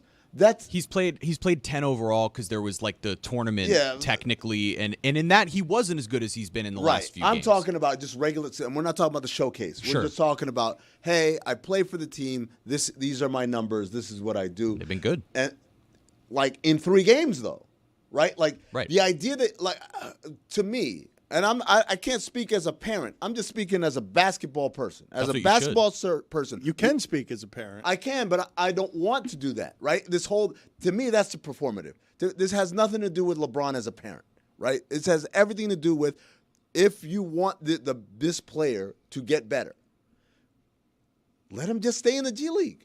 Do not have him coming up on road trips and stuff. Because here's the thing that a lot of people don't realize. NBA teams don't practice a whole lot. There's not a lot of practice time. Guys get shots up. We watch a lot of film. We do maybe some 5-on-0 stuff every once in a while. We'll do a walkthrough on game day. But it's not like you're getting the type of development, hard practices that you get in the G League environment where they're practicing and they're playing. They're practicing and they're playing. In the NBA, it's like there's a lot of conserving of our guys. We don't want them to go. So when they say he's played well in the stay ready games, what that is because we don't practice as a team, the guys who don't play, either because at their end of the rotation or they're coming back from injury or whatever it is, those guys play in like little 3-on-3s and 2-on-2s and stuff like that because it's like, hey, just because you haven't been playing, you have to stay ready, stay conditioned. Well, that's nice for an NBA player to have something to keep sharp with. It's not so great for a guy who's not an NBA player. You need 5-on-5. That's what the G League is for. It is a minor league so that we can send our guys somewhere where they run our offense, where they have our principles, and he can get better in that controlled environment where not everybody is 9 million times better than he is. It's pointed out to me that This is a new and unimproved Dan Le Batard Show with the Stugotz. Gamble on by DraftKings.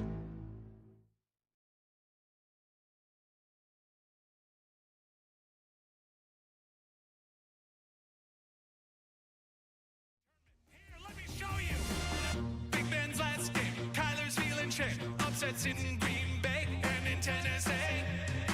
There's just no way Prescott's going to the ground. He slid 1 second too late, and they don't have a timeout.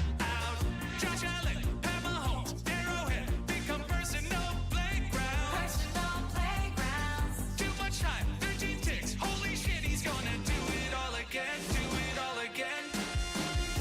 It's time for the playoffs, so grab a beer. I hope it's Miller Lite. It's time for the playoffs, the playoffs. It's time for the good stuff, where every game comes down to guys who kick. It's time for the playoffs, the playoffs, the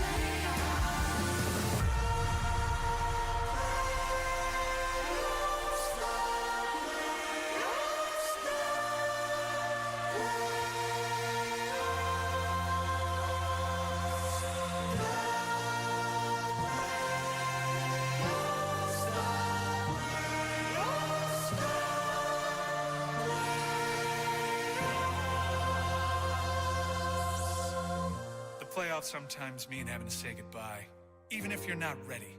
Careers wind to an end, mantles taken, last chapter's written.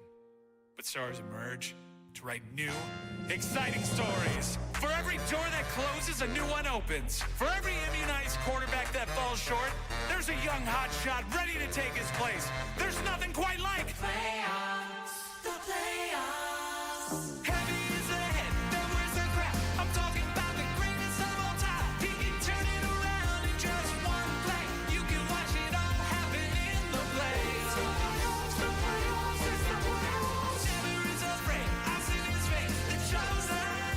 I'm talking about Evan McPherson. It's time for the playoffs. It's the playoffs, the playoffs, it's the playoffs.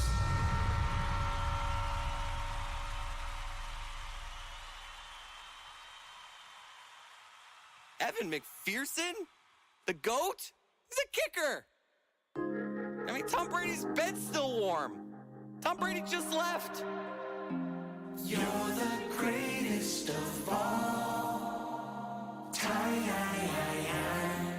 You're the greatest of all time. He's beautiful in every way. It's out of control. He throws the ball most accurately and won 7 rings.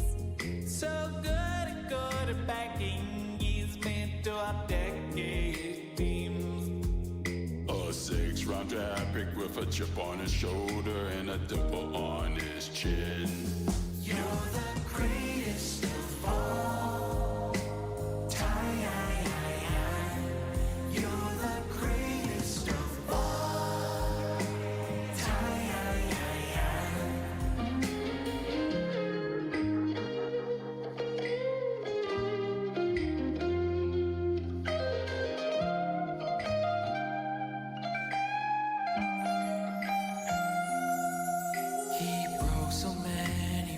records and reach unattainable goals.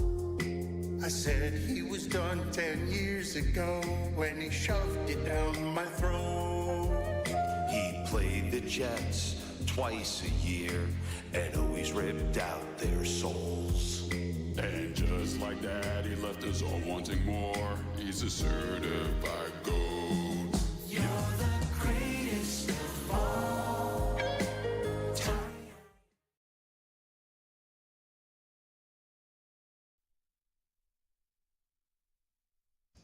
This episode of the Dan Le Batard Show with Stugotz is presented by Smirnoff. We do game days. Please drink responsibly. The Smirnoff Company, New York, New York. What did you call your son in a rage because you got hard networked out there?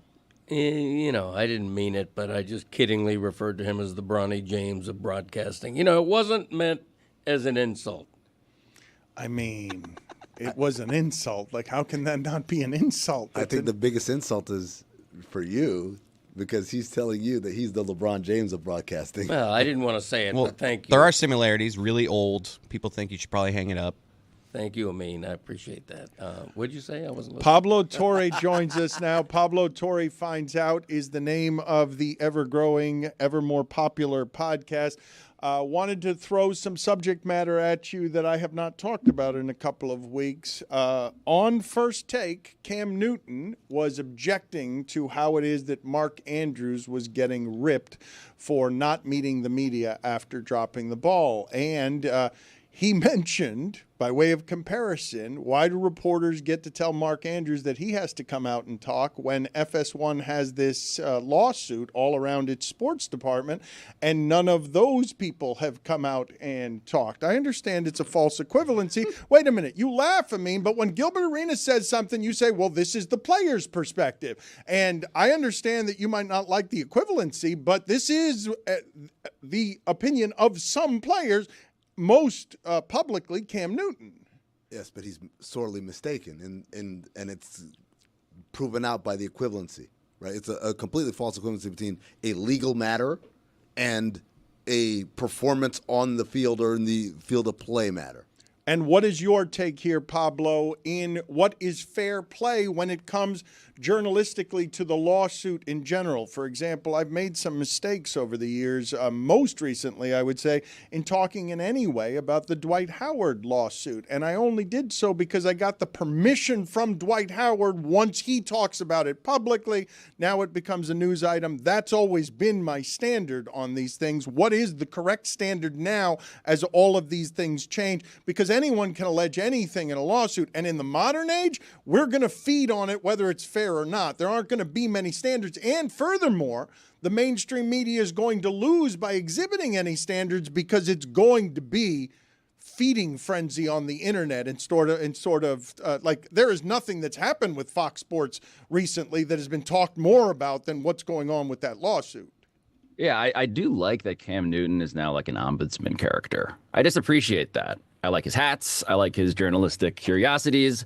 I'm into it. The thing that he is saying, though, look, Amin is fundamentally right. Like, of course, these are lawsuits where people are afraid to comment because there might be further litigation. They might get sued themselves or be liable for stuff. I get it. Not the same. But the notion that Cam's at with like, hey, this is humiliating. You make us talk about this. Why don't you talk about it? You could have put in another example, and I think the point would have been well or better made. There is a bit of a hypocrisy when it comes to media people not wanting to answer tough questions that we would expect out of the public interest, celebrities in general, to have to answer. And now, Dan, to your point, like the fact that everybody is a public figure, the fact that everybody is public enough and interest, the bar on that is so low because everybody is interested in something weird. Okay, well, maybe there's an audience member who wants to know the answer to this question. It's as messy as you're painting it. I think the distinction between you're famous, you get paid a lot of money, therefore we can hold you to account to tell us how it felt when you did something publicly that was embarrassing. It's just not about athletes. It's not about celebrities, actors, Hollywood people. Everybody now meets that qualification. And so, yeah, it's uncomfortable. everybody in talking to microphones should be uncomfortable that someone like Cam Newton wearing that hat is going to be like, you should feel the way that I feel. Pablo, you said, the questions that media people don't want to answer. What's an example of that? I'd love to hear an example of someone in the media did something in the workplace, like so on camera, on mic, that was a failure or an embarrassment, and then refused to answer questions about it. Well, I think one basic thing that an athlete, for instance, could be frustrated by, understandably, is that we know everything about how much money they're making. Yeah, that's true. We know all of the details. And in fact, we know them to the point where we argue about it and how they don't deserve it. And in reality, right, like, again, and the excuse had been, Amina, you know this, again, having explored such cap sheets, the example was justified because they got paid so much. Mm-hmm. And I just think that the thing we're trying to bridge all of the time is, when do you have so much economic, cultural, celebrity privilege that you get a higher degree of scrutiny? And I think there are just a lot of people around who actually don't want that and shouldn't want that. And if they knew that this was maybe going to come for them, wouldn't want the athletes to, if it meant protecting themselves. And I happen to be one of them. So, like, yeah, it's uncomfortable, but then you go into the realm, Dan, of like, hey, sports is different. And then we have to just explain very carefully why we think sports is different. And maybe there's an argument there. I'd like to make it, but it's an increasingly less persuasive one. I think it's not a terrible idea for a Pablo Torre finds out investigation to find whatever it is your theoretical ground zero is on when all of this changed our obsession with the money and athletes. It's the biggest reason that there's a gulf between them and the customers. It's a poison. We all know all of their salaries, and there's a ground zero on when that started, because that stuff used to be private, and then it didn't become private anymore, and people who were giving out that information end up getting rewarded by it, because we know what everybody in sports makes, except Belichick sometimes when he coaches, a coach here and there, and then Goodell gets really mad when his salary is out there.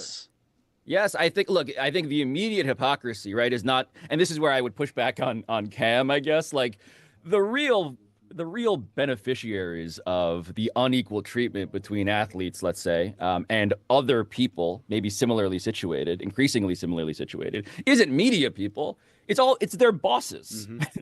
Like, you want to know, I would want to know, hey, your front office, what are you guys getting paid?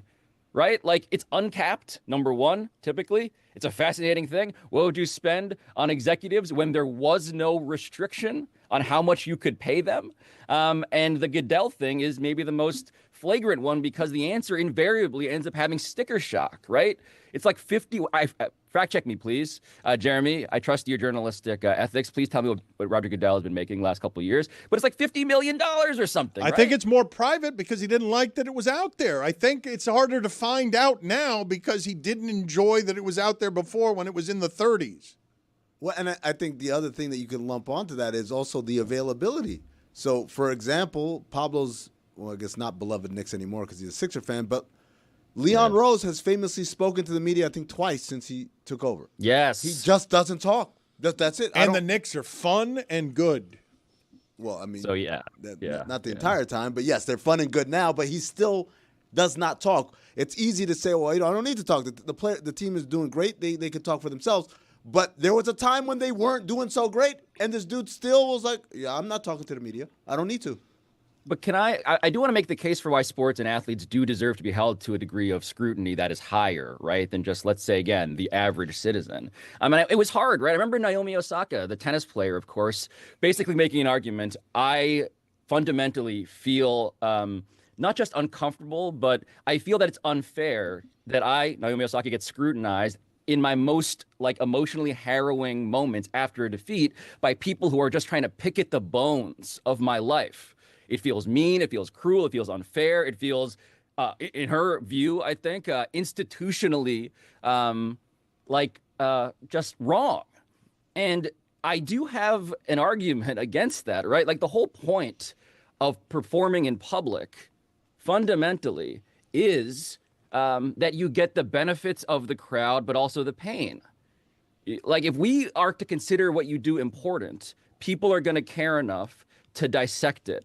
And at a certain point, adversarial questioning, and again, there are lines, of course, and Dan, as a columnist, you know those lines, where it's too far, it's too mean, it's too invasive. But generally, getting asked hard questions that, by the way, you can say no comment to, or you can evade it however way, as many as Derek Jeter used to all the time in New York. You have the right to do that, but the questions should be asked. I'm not saying that they shouldn't be held to a degree of scrutiny that's crazy relative to an average person. I just think that it's fair for them to then say, well, what about everybody else who I think would fall under that same criteria of public benefit and therefore public pain? I agree with you, but I think one of the aspects of athlete empowerment is that they're beginning to say as a group collectively, no, I don't have to avail myself in an open locker room after a game. If I want to be private with this, I want to be private. If I'm Mark Andrews, I agree that if you're cheering for Mark Andrews when he's the hero of a game, it would be nice if he availed himself when he misses the winning catch. But does he have to? And I think more and more we're going to see less and less media access for athletes who now can break their own news on their Instagram page. Yeah, I'm curious about that. Sorry to interrupt. Dan, how do you feel about that? Like the locker room reporters out of there dynamic. I don't blame all of those people for realizing that that's not something they need in their life anymore, that it's invasive, and while it prevents me from doing my job and does hurt me, and I'd prefer it not be that way, I understand exactly why it is that they don't want us around anymore. They don't need us anymore, and you can do it even when you don't have pedigree like Leon Rose in the biggest market. You can do it because you can just decide it now. And the commissioner of the league has been trying to make access something that's contractually important because he believes that these relationships are important. And his employees keep telling him, we don't want to do that. And then you hear him publicly say, yeah, I'm not going to be able to keep doing this forever. Because you can't help but notice that all of those seats on the sidelines that used to go to the media have now gone to people who are paying much more for those seats. Like, that's happened in the last 15 years. One of the funniest things is when I went to cover some Final Fours. I was in Houston covering the Final Four for Sports Illustrated a zillion years ago now. And it's the one place, I don't know if it's still the same way. Maybe someone can correct me who's been more recently. I got good seats at the Final Four. Oh, like Dan. Oh, my God. I was sitting in front of Drake. Drake and Vince Young were behind me. And I was like a fact checker at Sports Illustrated. Like, God bless how they used to respect us. Oh, but it's also funny. You say, quote, used to respect us. Also, had us sit in expensive seats to sit atop the injustice and sell it for them. Yeah. Like they'd give us they'd give the watchdogs the most expensive seats. Yeah, those are good seats. Let's play a new round of our favorite new game, America's favorite new game, bigger as entertainment than the show Matlock with Kathy Bates on CBS. It is Will You Attend Their Funeral? We're going to play with Pablo Torre right now. Oh, God. And the first nominee is Woody Page.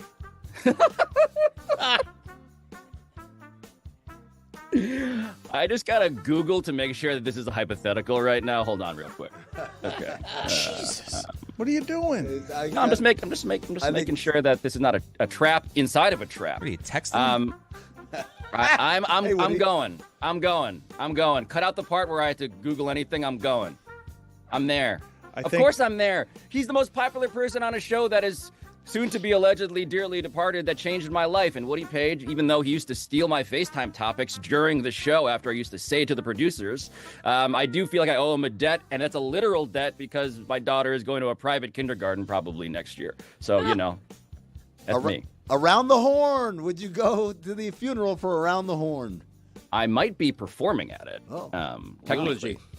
I'm not sure this is a good game to play with him because he'll go optics instead of honest. Yeah. I mean, look, I'm not David Sampson who will tell you all of the ways in which the game, he is going to the game actively... doesn't work if you're not going to if you're going to just say yes to everybody because it looks good to say yes to everybody. You ruin the game. Give me another one, and I'll get a sense of whether I can truly, be entertaining enough for you while also preserving my own human dignity. J.A. Adonde. Oh, come on! He's awful this young is all to of die. the Around the Horn panelists? Yes, J.A., look, Yes. Clinton, yes. I'm Clinton going to Yates. can I go? Can I leave now? Tim Kalishaw. I'm gonna yes. Jackie yes. McMullen. Yes. Let's play this with someone who'll be honest. Dad, would you attend Jeremy's funeral? Yes. Oh, see, no one wants to play this game, honestly. All right, there they are, the first ever ruiners of the game. Because I appreciate Samson more and more. fun. today. Yeah. Jason Sudeikis. Oh, you know he'll be there just for the Do I? celebrities. Do I? Where am I on the seating chart? I mean, that's the thing. If I get a +1, you know. All right, courtside. goodbye, Pablo. Vivek Ramaswamy. What is on? Pablo Torre finds out. I think we got to know. Did we get our first yes, no? of course, because it's easy. Because There's going to be a lot of movers and shakers there. Yes. Honestly, if I got to give a speech at Vivek's funeral, I would consider it. So on my show, we have a story today that's very interesting. It's how In Living Color, you know, the TV show, how it changed the Super Bowl halftime show forever. Yes, it did. Super Bowl halftime. Amin maybe knows some of this story. It's incredible. It is it's an incredible story, yeah. Oh my God, it's 1992. Wyatt Cenac, who's a guest on this with Sarah Spain. We had a lot of fun reliving this. Wyatt wanted to make an In Living Color documentary. Couldn't do it, but we got to get what he found out, which was some of the inner details of how in 1992 Fox dared to steal audience from CBS, which was doing a halftime show that was emblematically horrible. And I'll save the details for you guys to click and lick, I guess, and like and subscribe. But it's remarkable how we owe a debt to the Wayanses and David Alan Grier and Jim Carrey for birthing like the biggest piece of cultural real estate in America. Do we know what plays opposite the Super Bowl halftime show now on other networks? Great because question. In Living Color put on something that actually stole audience from the Super Bowl, and that's where the Super Bowl realized that it needed to go entertainment with his halftime show and was aggressive and strategic about making sure they didn't lose the audience. And also the part of this, and I'm sure you cover it, is also the standing of Fox at the time as a network. It was an upstart network. It's not serious. It's where all the kind of the Married with misfits, Children, The Simpsons. Yeah, all the misfit programming went there, and so this was a direct blow to the establishment. Just know that the following year, the NFL was so threatened that A, we have no idea who even bothers to compete anymore because they followed that horrible halftime show, which you should watch. It's in the episode, with literally Michael Jackson. Like, they were like, we got to bring out the nuclear weapons. We will never be embarrassed by sketch comedy again. Jeremy, can you give me some Roger Goodell contract facts, please? He, as of 2020-2021, was making $63.9 million per year. He recently signed a 3-year extension, but those numbers are not known. I pledge to try and find out. Excellent. Can you find out for me? Otani's payments are deferred. I don't know what Soto is paid for year. How many athletes make more than Roger Goodell does in a season of any kind? Is there an athlete that makes more than that for a year, given the Soto contract and the Otani contract? You don't think he deserves it?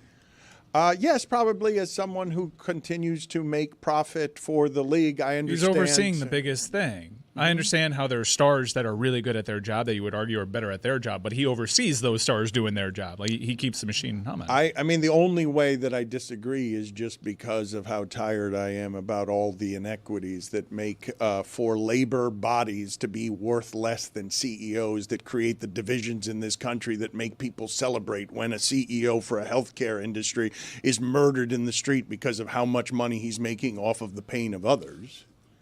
I would like to know his VORC, value over replacement commissioner. We should have analytics about this. That's all I'm saying. I'm just saying we should debate this. We should debate this in the way that we debate athlete contracts. Joe Scarborough. Goodbye. Whoa, that wasn't a yes. It wasn't, but he ruined the game. We can agree that is a universally popular game, but you have to be honest. Like It's why we did it with Samson. He's the only one that will be honest with that type of stuff. Dan too, unfortunately for him. Yes, you've created rifts in relationships that I have because you surprised me with that game, and for some reason I was intent on holding up the integrity of we're going to try to make this entertaining, right? We're not going to save Jeremy's feelings. Instead of making the show worse because you're afraid of hurting Jeremy's feelings. The audience should thank you that you're willing to jeopardize your friendship with Michael Kay just for good content. I did jeopardize my friendship with Michael Kay because that's got to be here. This funeral's got to be in Florida. I'm not going to New York for that. And Cody's not going to Jeremy's funeral if it's not super convenient, and everyone else is going, and he's complaining the whole way. No, Chris is driving him, and he's complaining the whole way. Okay, first of all, is there an open bar at this funeral? Okay, that factors in. Yep. Do funerals have open bars? No. Never. No. Well, no, hold on. No, it's Do we know this? We want to start a trend. I actually, it's funny that you say that because I recently put that in my will as part of estate planning. Yeah. You didn't. Yeah. Thanks, Dan. Yes. Well, I'll be there. I'll be there. I have Adam Schefter set to mobile alerts, and he just tweeted at Stugotz. Stugotz's Alex Smith take because everyone's doing the flashback Thursday of several years ago the Chiefs traded Alex Smith to the Washington franchise. So a lot of people are being introduced to Stugotz's Alex Smith take. So it's going to be a big day for Stu. Yes. Mike, I will tell you that one of my favorite things over the last couple of years of floating adrift at sea is when Stugotz makes it to the shores of a new fan base, like the 49ers or the Chiefs, with no understanding of what the character is and getting truly enraged by the character. And that take on Alex Smith, I don't know. I understand that this is a shameless human being, but I really don't know how it is that you are so immune to wrong that you feel comfortable still giving Kansas City Chiefs takes when you have been spectacularly wrong the last few years in a way that's like historically wrong. That Adam Schefter is now tweeting out to America, look how wrong this is because no one dared to say something this dumb about the previous incarnation of Andy Reid and the previous incarnation of Patrick Mahomes. It is crazy. This sound, Hall of Fame worthy sound, I don't know.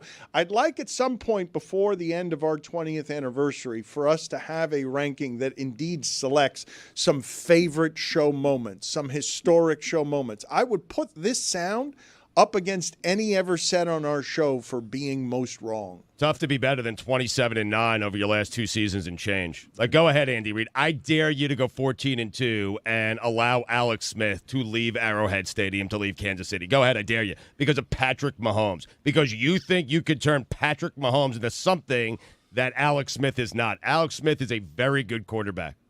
Okay? No, he's a very good quarterback, Dan. You know just what? talked yourself in from average. You just went I from said average. slightly above average is a fair Now place he's for very you to good. put him, but I've always said that Alex Smith is a very good quarterback. I am rooting for Alex Smith to Okay. finally get it done this year because I've always said that Alex Smith is a good quarterback. And Andy Reid, the audacity, first off, to do this to Alex Smith, who's been very good and loyal to Andy Reid and won him a lot of football games, to dangle Patrick Mahomes out there because Andy Reid thinks he's some sort of quarterback whisperer, which he is not, by the way. He is not, because if he was, Alex Smith would be better than he's been the last few years. So I Wow, dare. that's a record for contradiction. It's on Andy Reid. That is the only reason Alex Smith is not better is wait Andy a minute. Reid. That's a world record for Stugotz not paying attention to any of the things he said the sentence before.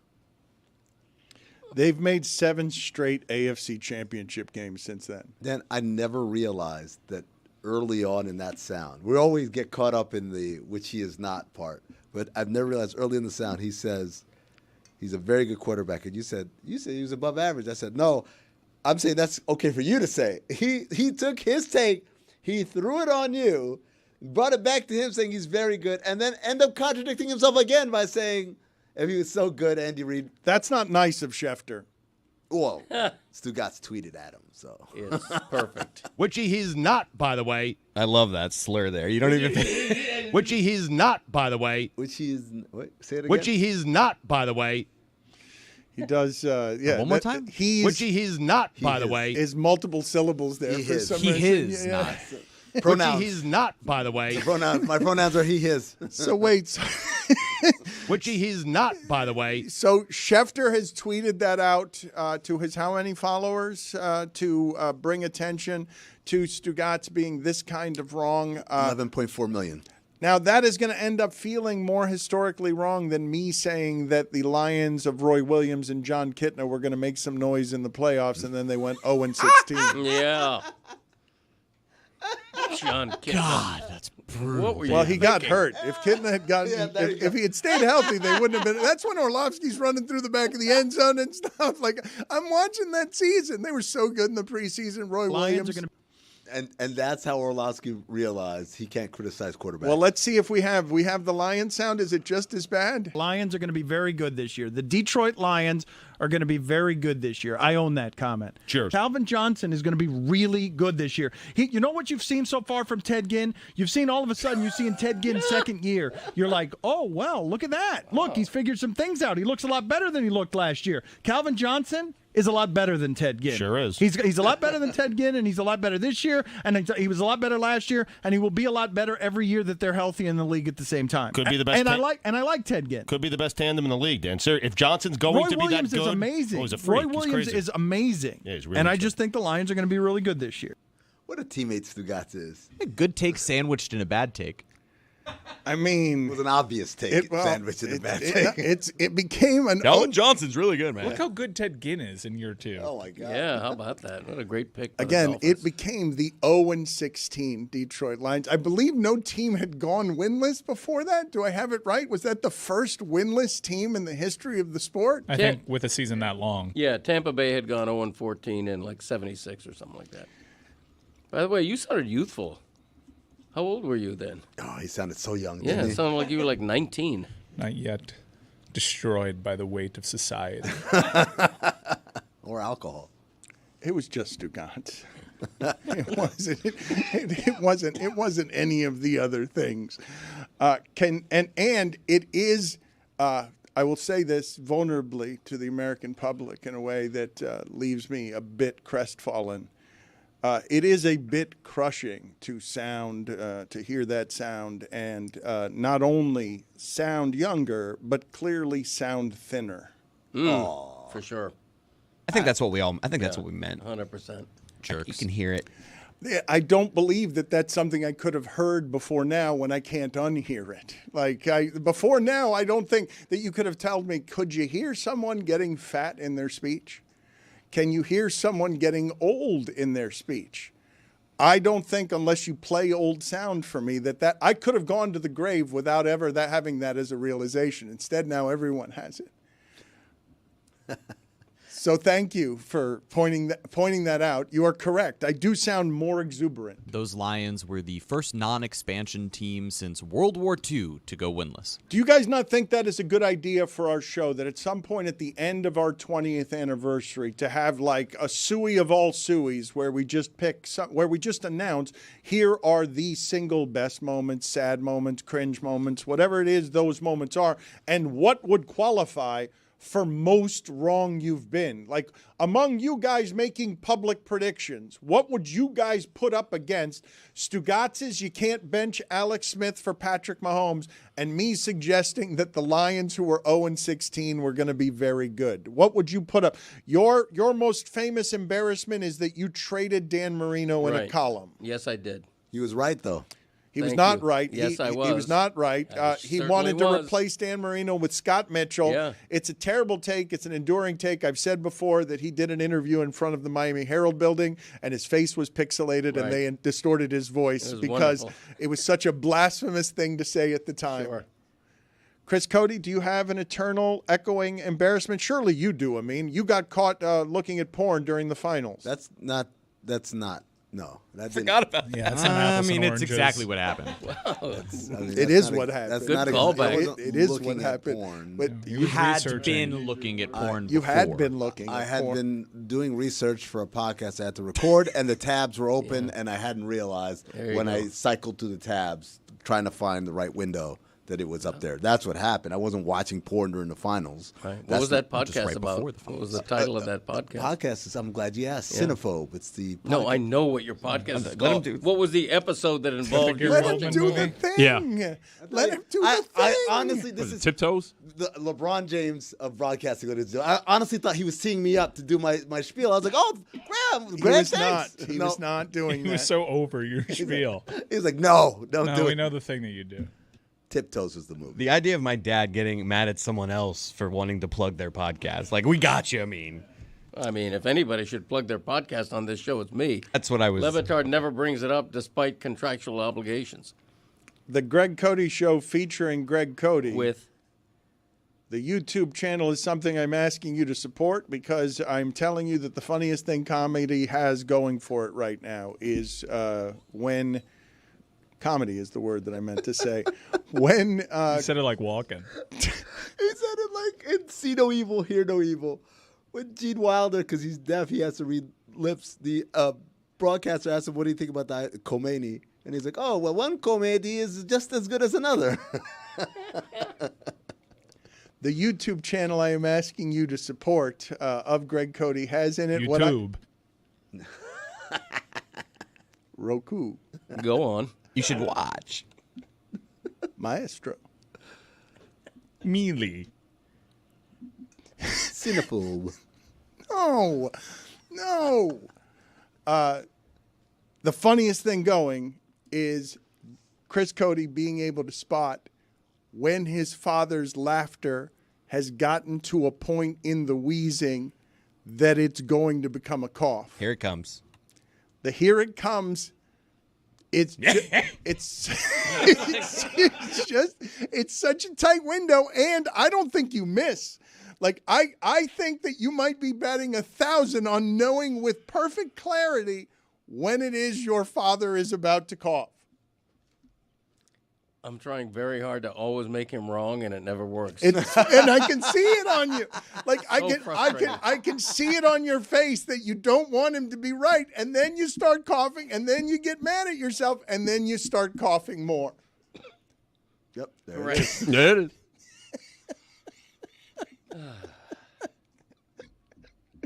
I am urging the listeners to check out Brad Williams and what he's doing for a remake of Spinal Tap that I believe Chris Cody really showed his ignorance on, not even knowing the name of the movie the other day. Brad Williams was the guest on that podcast that I was watching. Wow. The porn podcast? I swear to God. It was because we were doing Tiptoes. How about and that? And Brad Williams was a guest on that episode. So you can Nice. check that out. Cinephobe, wherever you get podcasts.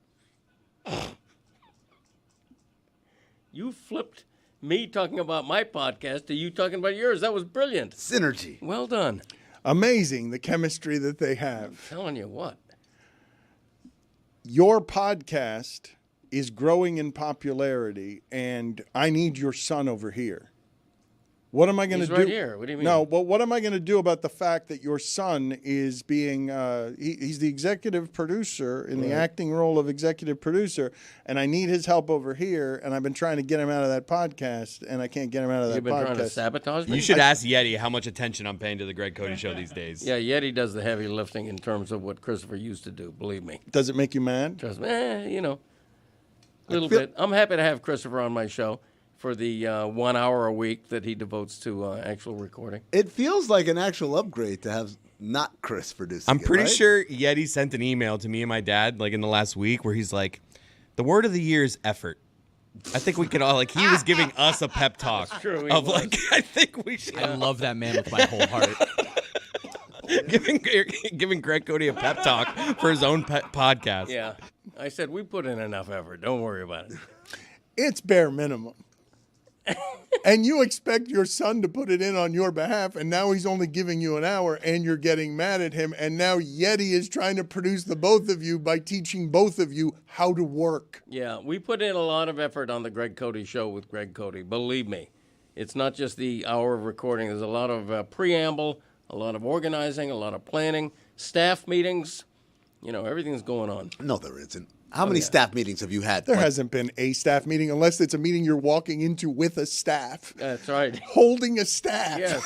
Moses over here. Wearing a flowing biblical robe.